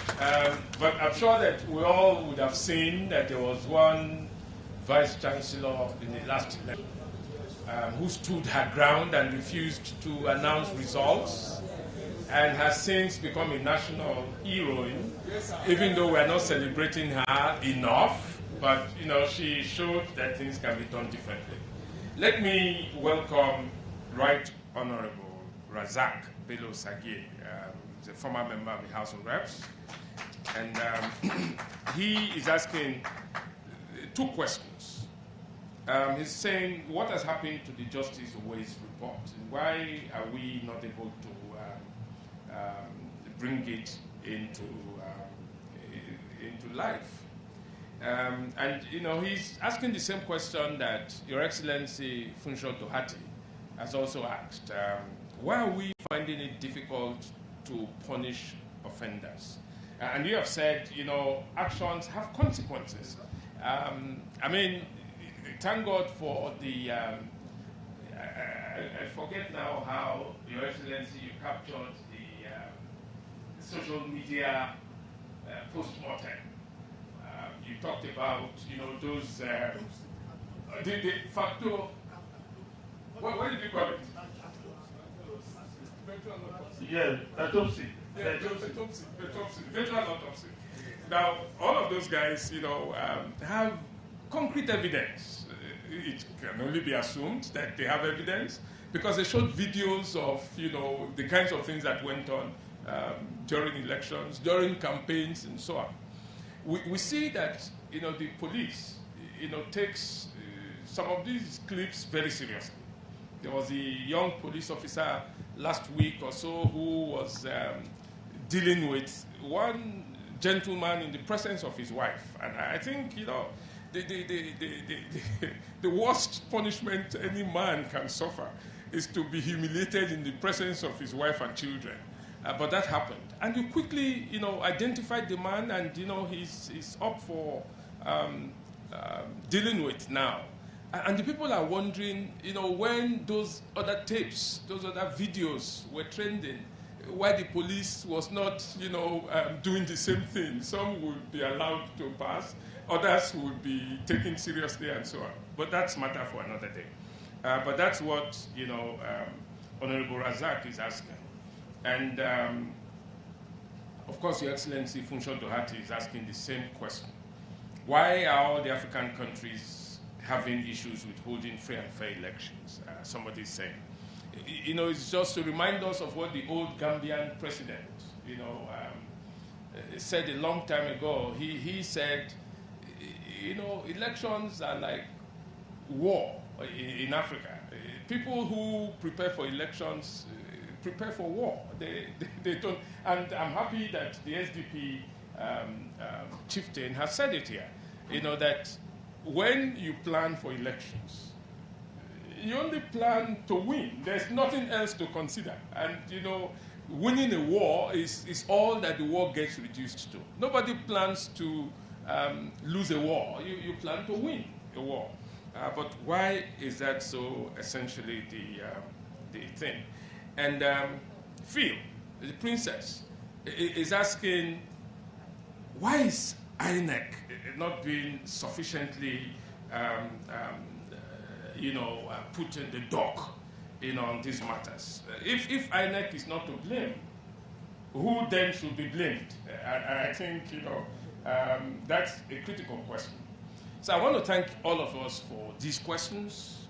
I would hand over the microphone first to Professor Jinadu. Professor Jinadu, you're trying to solve some mathematical puzzles? Yes. Yes, thank you, sir. No, you can sit. Yes, sir.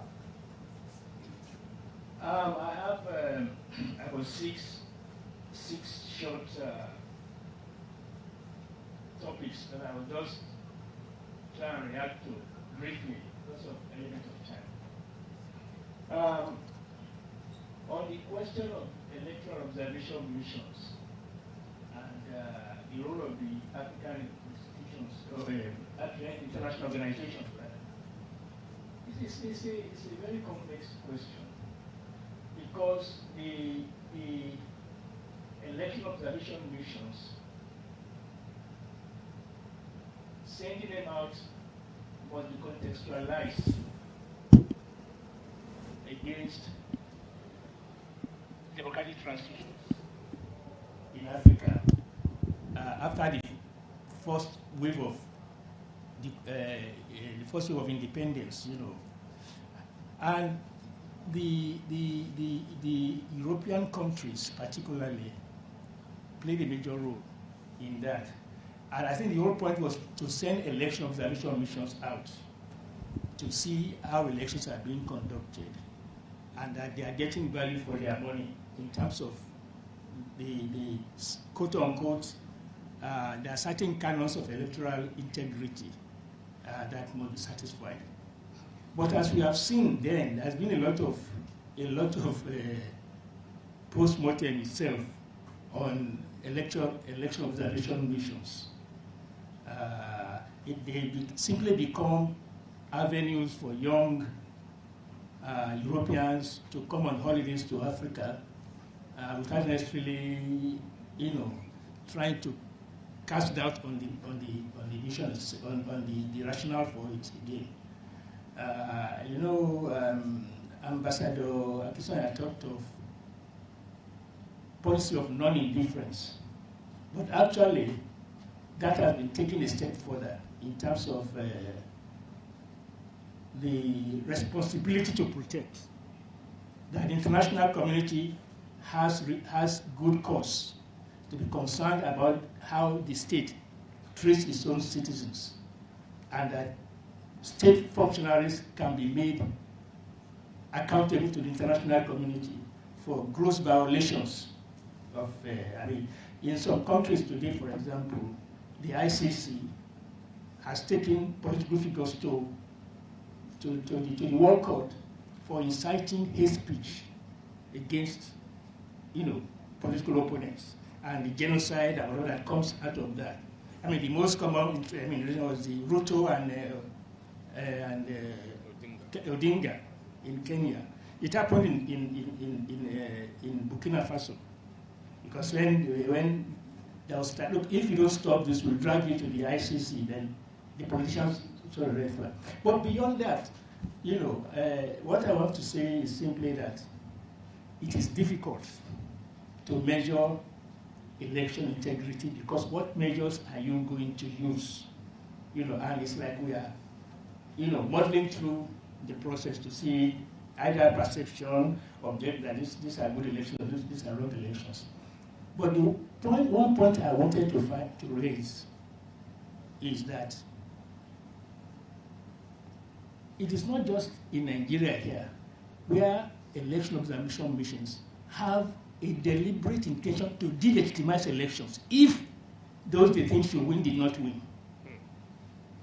I think we should be aware of that. That they also have that role function to add. It almost happened in our own context, and that leads me to the distinction we made between election observation and election monitoring.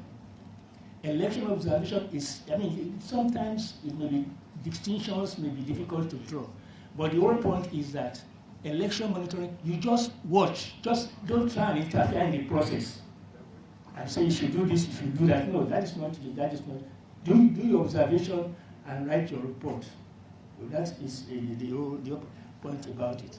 Now, on the second point I have here is with respect to civic education. I think this is very, very important. And unfortunately, our institutions are not playing the best they should do. And this is because we are failing to have weak institutions. I will give you an example. The National Orientation Agency was set up to do the sort of things that somebody was talking about during the IBB transition maps. But you know what happened, of course? The first DG of ASCON went into politics. The second DG went into politics. So they became like a stepping stone to political advancement. And that virtually discredited it. And then the NOA said now came under the Ministry of Information. Now what they have done in Ghana is to have a separate independent commission. The National Commission for Civic Education or something like that. That is not, it's just like an election, not answerable. And, the idea is not for nothing else. And that's why I disagree with the point made earlier on. In fact, if you look at some of these commissions in Africa, they are independent of government in the sense that they make policies. And one of the way of knowing this independence is that the way INEC introduced beavers, first the PVC, then beavers, the political governments were opposed to it, but INEC stuck itself out and insisted on it. But autonomy said is a matter of degree. That's what I was talking about, the political embeddedness of INEC. INEC, or the one in Ghana, must work with people, with the CSOs, for example. Their autonomy is not absolute, relative, and is not incompatible with the concept of partnership to educate people. So that is why it is set in this. Nobody talks about National Population Commission in this country, what it is doing. But it is as much embedded in politics as INEC. But why INEC is different is that INEC is the one who decides who's going to be the government tomorrow. So people take interest in disrupting what INEC does than they do in disrupting the road. The NPC, the National Population Council, for example, was a major factor. The failure of the 62-63 was one of the major factors that led to the collapse of the First Republic. And we have not been able to do censuses since then. But nobody talks of what is happening in National Population Commission, because national population, and as contentious as population issues are in this country, nobody is really looking at what is happening there, the capacity they have to do the work they are doing. And if you look at the censuses that have been done since 1963, none of them has been conclusive, because they are also embedded in politics, but not to the same extent of INEC. They may do, in fact, we've not been able to conduct censuses every 10 years, as should normally be the case. But we've been conducting elections every 4 years, because you need to have an election according to the Constitution where somebody takes over power. Whether you won the election fairly or not, you must take over power. So I think it's important to look at that embeddedness of INEC cannot just be an island in the society, because, as I said, it requires support from various agencies, from the security, but the extent is that in some ways there is that independence. What is worrisome, and that was my reference earlier, is the modality of appointing them. We need to start looking at it. As I said, people were grandstanding to run for presidency or to run for election in 2023. You now go before them, there is a vacancy in the INEC. Don't reappoint this man. It's against our party. Don't reappoint that man. It's against our party. And you have people horse trading for this, And that is particularly the case. 27 electoral commissioners were just not reappointed because they are the ones who conduct elections at the grass. It's not the National Commission. They make policy.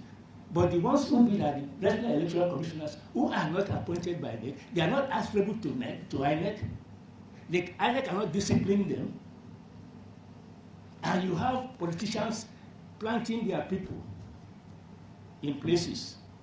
I understand one resident read they were opposed to him in the Senate. And then they went behind and said, look, be careful. If you keep on opposing this man, we will revoke your C of O in our state. And he just kept quiet. So that is this thing. So we don't have strong institutions in the sense of the abuse of this power of incumbency. Now the other point I want to make is about the West election. In fact, I have dealt with that extensively in my paper in terms of some of the outstanding issues out of the Electoral Reform Commission report.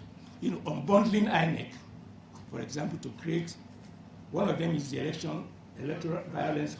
Up to today, it has not been done. Why has it not been done? Because those who have an interest, who guards the custodian, who guards the guard, those who are making the laws are those who have an interest to gain from the situation that it is now.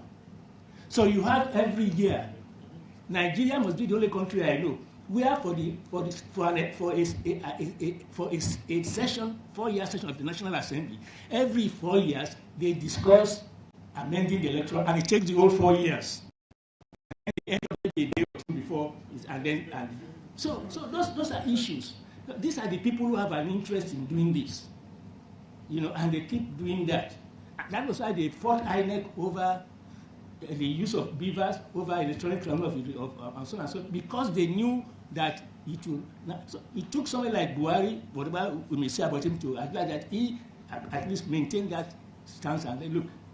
So, and then the civil society organizations also took a leading role in fighting for changes in electoral law. Now, Nigeria, for whatever we may say about our country, Nigeria is about one of the few countries, and maybe 2 or 3, where our national budget is wholly funded from internal sources. We don't depend on a foreign aid for our national or state budgets. We don't. And the INEC in Nigeria is the only one in Africa that is fully funded by government, the election budget and the annual budget of INEC. Well, if there's any money that is got from that, it is less than 0.003% of, and what that amount is simply for civic education, for training, but it does not depend.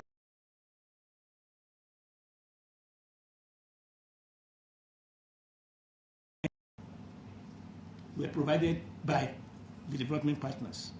In Ghana, about the same thing. But we are the only one, our board is the only one that is not funded outside, it's only funded by government. And this has been part of the autonomy that INEC has been able to get in terms of being being on the consolidated revenue fund and being able to bypass procurement, the civil service procurement in terms of what it is. What is problematic is simply how to get them appointed. And the power of appointment, it's always a power of removal. What they have done in Ghana is that once you are appointed to the commission, you are there until retirement age, like the judges. So you cannot be removed. You can only be removed for cause. There is no need for reappointment. And as I've said twice now, under Obasanjo, the commission on the with elections coming in less than 6 months, the entire commission was wiped out through power of reappointment. Not any audit of did they perform well or the man just said, look, I'm not going to reappoint you. And that almost happened. In fact, that happened now. But what has saved us are the reforms that INEC has introduced, particularly the use of technology, and which the politicians are fighting hard again through other means. But it is there.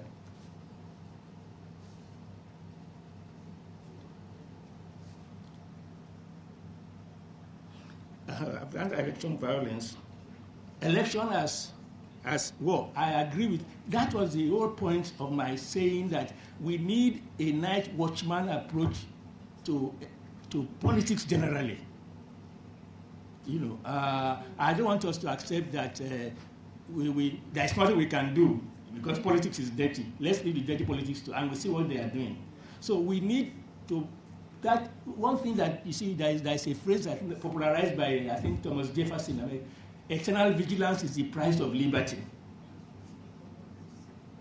We must be on, and as I said, if the state has failed us in not securing our houses for us at night or even in the daytime, you know, Thomas Hobbes, the English philosopher, talks about the war of one against all, nasty. Even in our houses, when we have our children and our wives, we still lock our doors, we lock our cupboards because we don't trust each other. You know, so people will say there was a time in Lagos where you can move from one house to the other. But the thing that Hobbes was saying is that we don't know that this basic element of trust is not there. And that is why in your own house, you have your children, you have your wife there, you still lock your safe. You lock the door at night because you don't want, you know. So of course the state has also failed in doing that. That's why we have these vigilante groups all over the place who are also committing. But the point, if we can do that, if we can, and in Ghana, I've seen it, on election day, there are community leaders, community groups led by community leaders whose role is to prevent katakata on election days. I've seen in Lagos here, where people go about bragging, I've voted 10 times, and people are clapping for them. You have collected money, seed, and people are clapping for them. Where is this Republican spirit of good citizenship? If we sit back and keep that. And that is why today, a point that I deliberately omitted in my presentation, character matters. And that is why the leaders, I imagine, they have deep character flaws, which should concern us. That these are not people in our club. Certain characters will not be appointed as president of the club. But we don't care if we know character, that this man is a thief, and we want to vote for him as president or as governor. And that is the whole point that one must make that, yes, you know, that is the whole point of us standing up against these people, to make sure that characters matter. Somebody like Trump is an exception that arises in the U.S., an exception. But you can understand also that, you know, there are people who have stopped from contesting elections, even in Africa, by the mere appearance of what is wrong. You don't need to go to court and say, I have not been convicted, I have not been this. And that is the other thing about the other point that we need to make the focus on technical issues and not on substantive issues in legal. So I think it's important that we take interest in the character question. And that character question must be the reason why we want to get involved in politics and this night watchman approach. I think I will stop that. Thank you, sir. Thank you very much. I think, finally, your question about ethics has been answered. It answered because, no, I'm not provoking you. It answered because, Professor Ginodu himself is a philosopher. So he has responded to you. But, with your kind permission, can I quickly call on an elder statesman, Ozi Salami, who's been standing by and wants to say something online. Yes.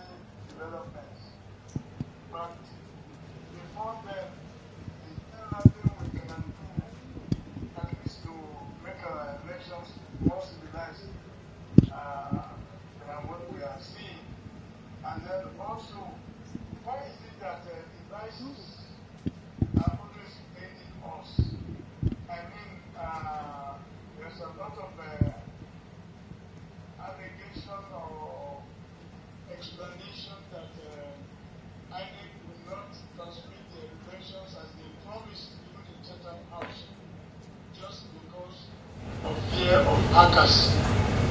I believe the suppliers of the device will have been able to make hacking impossible, at least during the period of the elections. Thank you very much indeed. Thank you. That's an elder statesman, Ozi Salami. Haven't seen him for a long time because you saw him today. Thank you. While the proceedings were on, Dr. Chris Asoluka also came in, so welcome. He's also an elder statesman. Thank you, sir. Your Excellency. Thank you very much. Don't be surprised if there are a few areas where I disagree with the legendary Professor Ginadu, and that is so because the theoretical framework is endless. The spectrum of theoretical analysis is endless. There's no horizon. But in practical terms, that's how I'm going to look at it. First, the question is always, is INEC to blame? Always yes, INEC is always to blame. But INEC is only to blame because it's the owner, proprietary owner of the failed promises. But INEC is mostly not on ground on most things that INEC delivers. Promises that it wants to deliver, it cannot do it. First, INEC cannot constitute its own decision-making body. INEC chairman has no power to hire fellow commissioners. And they take decisions as a commission. They meet regularly all the time. And when they meet, different interests in the political space is present there. But in reality, we ought not to have INEC the way it is now. As an expert in federalism, Professor Ginadu knows that INEC itself is unconstitutional. Because it is not the business of somebody in Abuja to tell me who is going to be governor of Abia State. Abia State ought to have a commission to elect its own governor, elect its own House of Assembly. It's not the business of INEC. And that's why INEC from the beginning cannot succeed, because it's doing too many things at the same time. So if we want to take responsibility for the problems in Abia State, amend the constitution, let there be Abia Electoral Commission, and do it all the way to Zamfara. Each state has their own commission. You want to kill yourself, you want to ruin your destiny, sort it out among yourself there. And if you want to do election petition, go to Abia State Judiciary, sort yourself out. Then national elections, House of Representatives, Senate and Presidency, INEC can handle. Secondly, INEC should not be doing everything. Voter registration. No. You should have a system of identification in the country that allows you to take any national ID, integrate everything together. So with your driver's license, we know your age. Automatically, INEC can take your eligibility to vote from there. Those are things you can do so that INEC will not become an octopus that is now confused and becomes an expert in irrelevant things and failure in the most important thing. So if you call INEC people to describe beefers, they are on steroids when they are discussing beefers. Then if you ask them to do simple arithmetic, 500 voters, how many went to APC, went to PDP? A professor of mathematics call it 43. Is it 43 or 42? So those things they should be experts on. They are failure in it. So they will give you a fantastic narrative, but fail you on the election day. So it's like a couple that love each other so much, but on the wedding day, they ask them, do you accept this man as your wife, as your husband? He said, I don't know. So why did you bring us here? So this is the problem we need to deal with in INEC. INEC now, you can clone anybody and bring there. It will not succeed because structurally is macrocephalic. It's like somebody who's like my size and the head is bigger than this NIH building. It cannot succeed. The body cannot sustain the head. On the issue of impunity, we are talking about impunity from an irresponsible point of view. There is nowhere in the world that you can punish a person who commits a crime on behalf of the state. You cannot say, why is somebody snatching a ballot paper, stabbing somebody, and is not being prosecuted? If he is sent by the president, who are you to prosecute him? There's nowhere in the world where it's done. And you have to understand that in some countries, there are three distinctions. There is the state, which doesn't depend on political party. There is the state. So the American state is fighting Trump. There is the regime, which is a set of elites that form a regime, and they can be changing administration after administration, but they still remain one regime. But there is administration, which is just you elect somebody into office, 4 years, he goes away. When he goes, the state remains, the regime remains. In Nigeria, Buhari is the state, is the regime, is the administration. And when the next person comes, it becomes the state, the regime, and the administration. So the IG of police goes to help him look for his wife's bathroom slippers. It's more important if the president calls and says, come to the villa. I say, why did you come to your excellency? He said, well, my wife is looking for her bathroom slipper. I don't know. That is a state affair. And if the IG of police is not serious about looking for it, they can call DGSSS to come and join. And if that one is too slow, National Security Advisor will come there.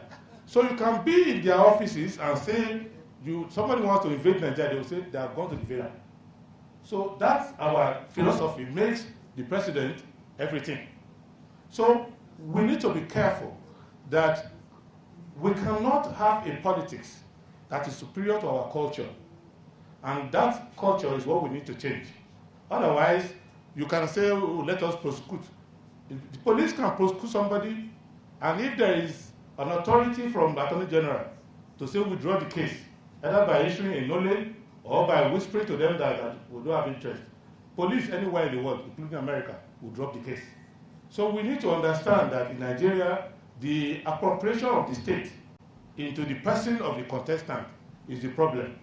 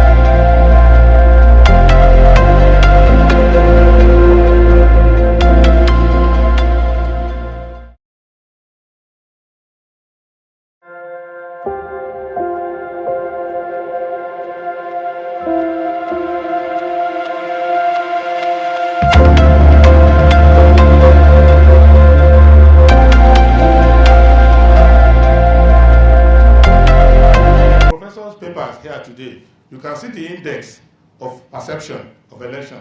So Somalia with the lowest will now come to Nigeria and say, I want to do an observer mission. Or with the hula baloo about our election now, we are going to send Obasanjo or Absalami or their junior brother, Goodluck Jonathan, to go and observe election somewhere else. Whereas our own brightest mind are writing letter to the White House about our election, letter that will never be read for the next 20 years. So what we need to understand is that Africa has a general culture of not doing well in election. So monitoring each other is like a student with F9 monitoring another student with P8. Secondly, African missions don't have money. So if it's an African Union mission, they will still have to go to EU or somewhere or China to get the money. And if you collect money from China to monitor election, you know, that's already an irony on its own. So this is the issue on that one. I think the basic thing is that Nigeria should be the leading light in Africa. And we should not even be expecting anybody to come and monitor our election, sincerely speaking. We have Adele Jinadu here, we have Ozaga, we have Gochukuba, we have so many of the leading lights. We have, why do we need somebody to monitor our election? You have His Excellency. Thank you very much, sir. Then on the issue of Uwe's report, because I know the day is well spent, Uwe's report was a reaction by a, should I say, a kind of thoughtful winner of an election, which was meant to say, okay, the election that brought me is not the best. But there are a lot of institutional amendments done and or recommended yet to be done. But on October 1, 2021, in Abuja, I predicted what would happen in this election. I said, if you implement the Ways report, that report is looking backwards. It's looking at what went wrong with 2027 election. It does not tell you what will go wrong with 2023 election. Because the people who mess election up, they think geometrically. Those who want to fix it think arithmetically in a very slow way. But we'll find solution to it as we go. So even if you make all those amendments, you can make INEC a little more independent. You can take its funding to the Consolidated Revenue Fund. You can ask the judiciary to nominate the commissioners. But people are even arguing now whether they like the Supreme Court the way it is constituted because they have election petition. So we'll address that later. I wish we had more time, but I will give an overall answer. So you cannot say, and then the issue of measurement of election, there are no metrics that are universal. The measurement of an election by the police is that nobody died. Nobody got killed. That's why I look at people when you are in a polling unit and you see a constable with one sergeant carrying one rifle, and you say, this person is cheating, come and stop him. That's not good policing, because the policeman is not there for that. He's not the INEC supervisor. He's there to see that if you really want to twist somebody's neck and kill him, the policeman can say, please don't do it. And you have 76,840 polling units. Just divide it by number of policemen, including the IG himself. You will not have a squadron in every place. So police will not do anti-riot, anti-anything, unless they have up to a squadron and they're well kitted.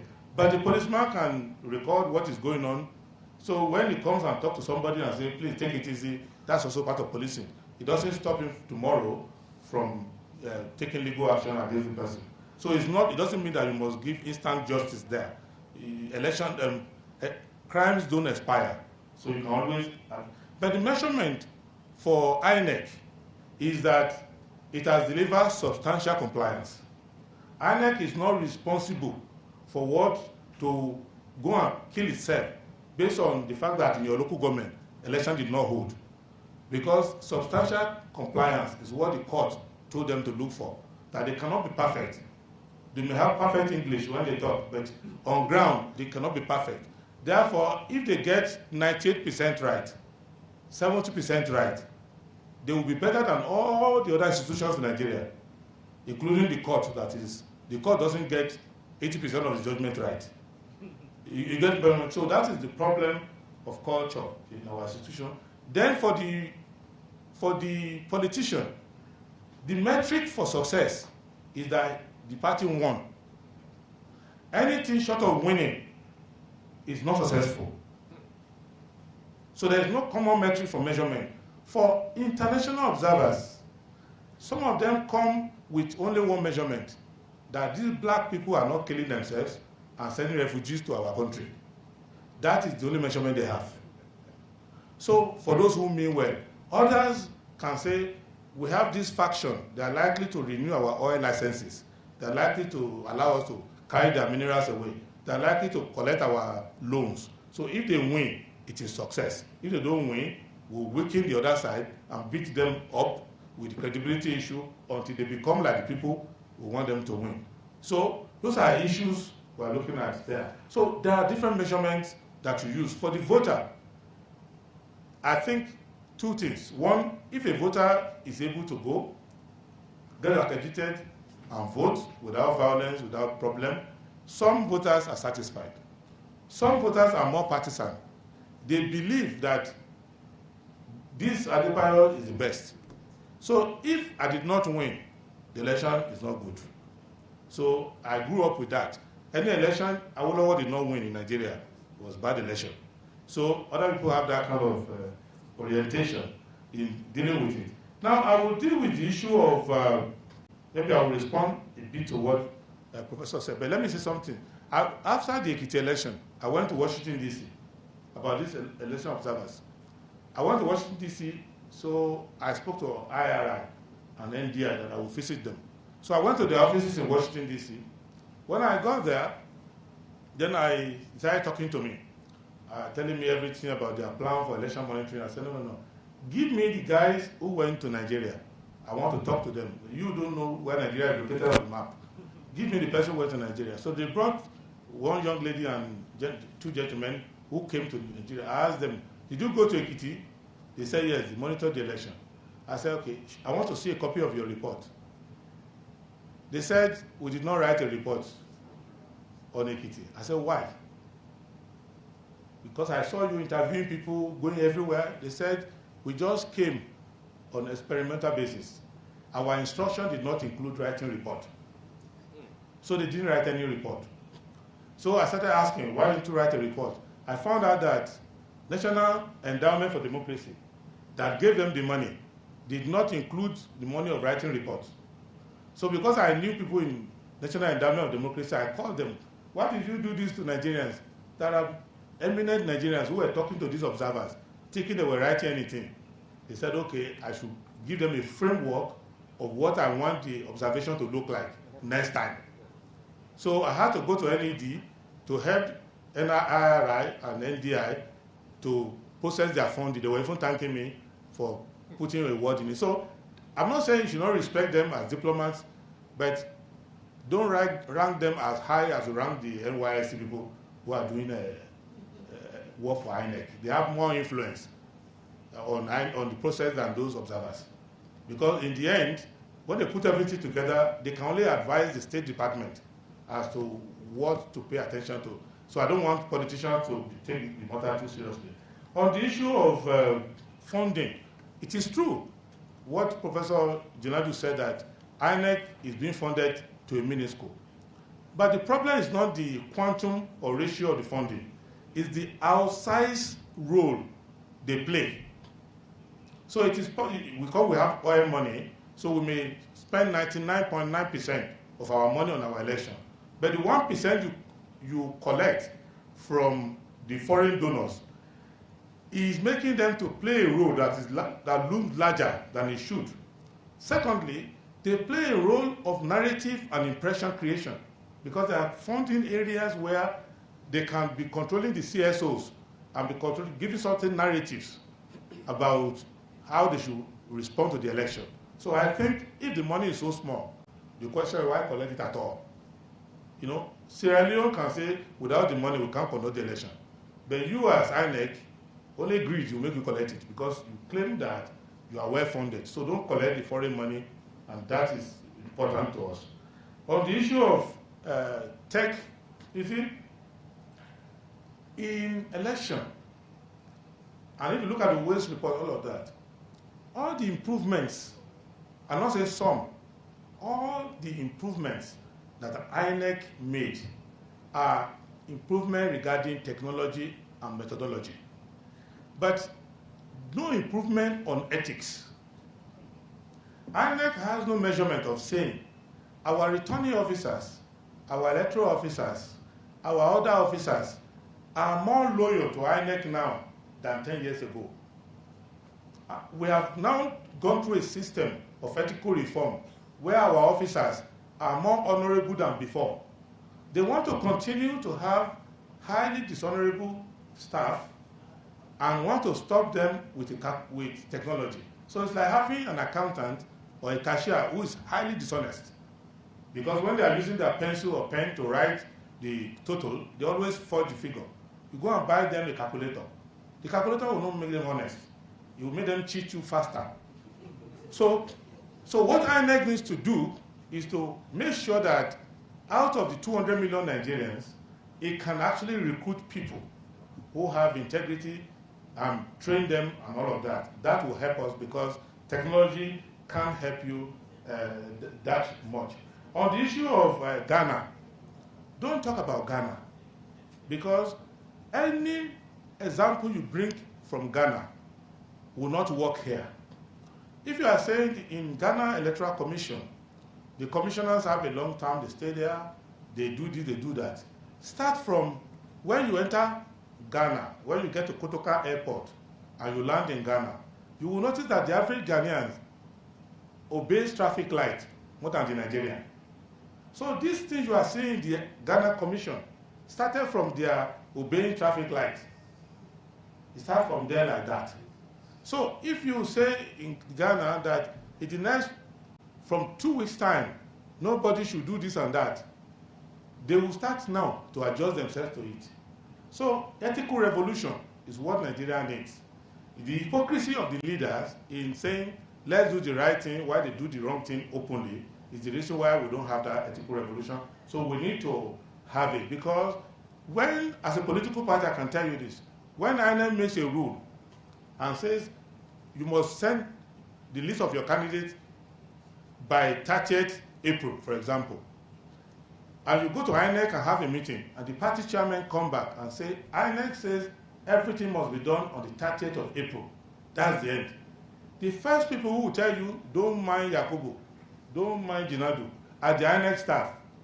They will say, if you have money, bring it on June 3, we will do it for you. So, and INEC ought to have a system of monitoring that. There's nobody who will tell you that INEC staff, when they're talking about hackers, the first hackers are the INEC staff.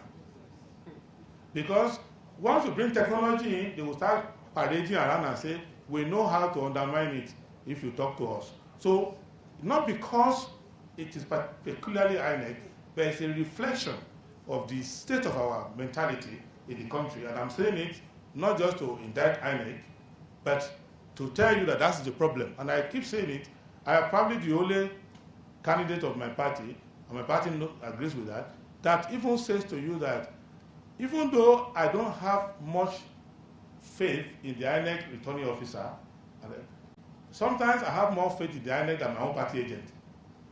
Because my party agent, before I complain about INEC, my party agent is carrying my party card and looking for PDP or APC or Labour to give them money so that they can undermine me. So in our party, instead of going to court to fight anybody, we started thinking inside our party that let's even start from within our party first. Let's have people who are honorable before we go and complain about other people. I won't take too much time, but I will deal with the issue of let's deal with night watchman mentality. The night watchman mentality will work, but the way election is today, I don't know who lived in Lagos in the 50s or 60s. You need 9 soil men more than night watchmen because of how messy the whole system is.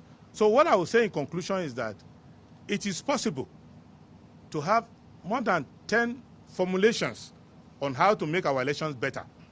But the most important of it is how to find people who are coming there with a purpose to comply, not a purpose to evade. Because when people are coming with a purpose to evade, they are ahead of all the amendments we want to make. And this final solution, we have a chicken and egg situation. In Nigeria, I found out that election is too consequential. Everywhere in the world, elections are consequential. But in Nigeria, election is too consequential because it can determine whether you eat or not, whether you get that job or not, whether your ethnic group can feel that their oil resources under their ground is taken. So I think that a lot of the issues that are worrying us in this country, we need to take them outside elections. Even in this last election, whether you are going to go to heaven or not was also involved in this election. Because if you voted for the wrong person, Jesus will not open the gate of heaven for you. So in that situation, we are piling too much on the election. So we need to de-emphasize the election and use other social institutions to actually resolve many of our issues so that, like other countries, people only go for elections not as a do-or-die affair or as an existential battle, but as a way to renew the mandate of their servants. Thank you very much.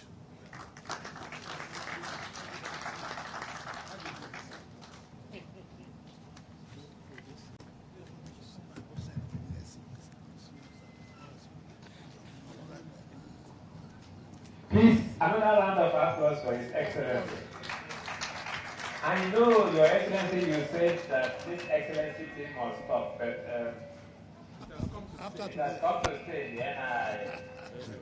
Distinguished ladies and gentlemen, you know what it's like when you roll a lawyer, an erudite lawyer, and a politician into one, and then somebody that has seen it all.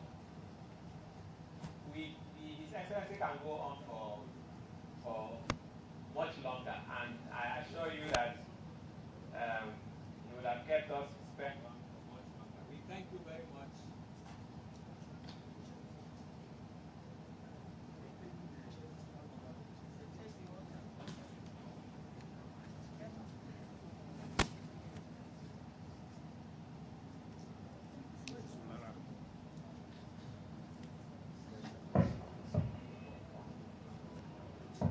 Thank you very much. Your Excellency, as you can see, it's not just politicians that are sabotaged. Thank you, sir. Yes. Distinguished ladies and gentlemen, I think that we're coming to the end of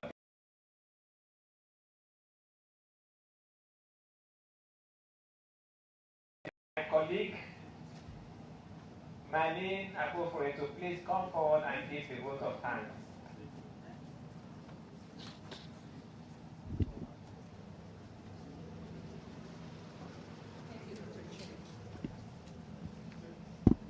So far, we have learned a lot. Thank you all for staying back to listen and learn from this discussion, robust discussion. My job here is to give the vote of thanks, and I'm just going to go straight to that. Professor Adele Jinadu, I want to say that your paper was lucid and passionately delivered. The good thing is that the DG put a caveat where you cannot go beyond the neutrality of the NIA. So I'm happy that your passion was within bounds, but we understood your message. My DG, sir, thank you so much for putting this event together. Thank you so much for putting this event together. I'm sure you're on your way to hitting the targets for the year, because our lectures are always spot on and address issues that border on our hearts, not really within the center of our heart, but border on our hearts. So thank you for bringing this topic up and managing it in such a way that it makes sense to us.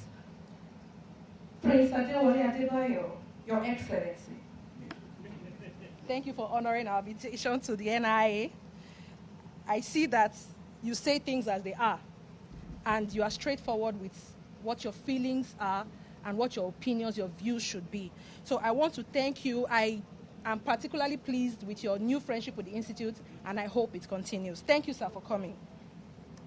Professor Femi Otubajo, our very own professor,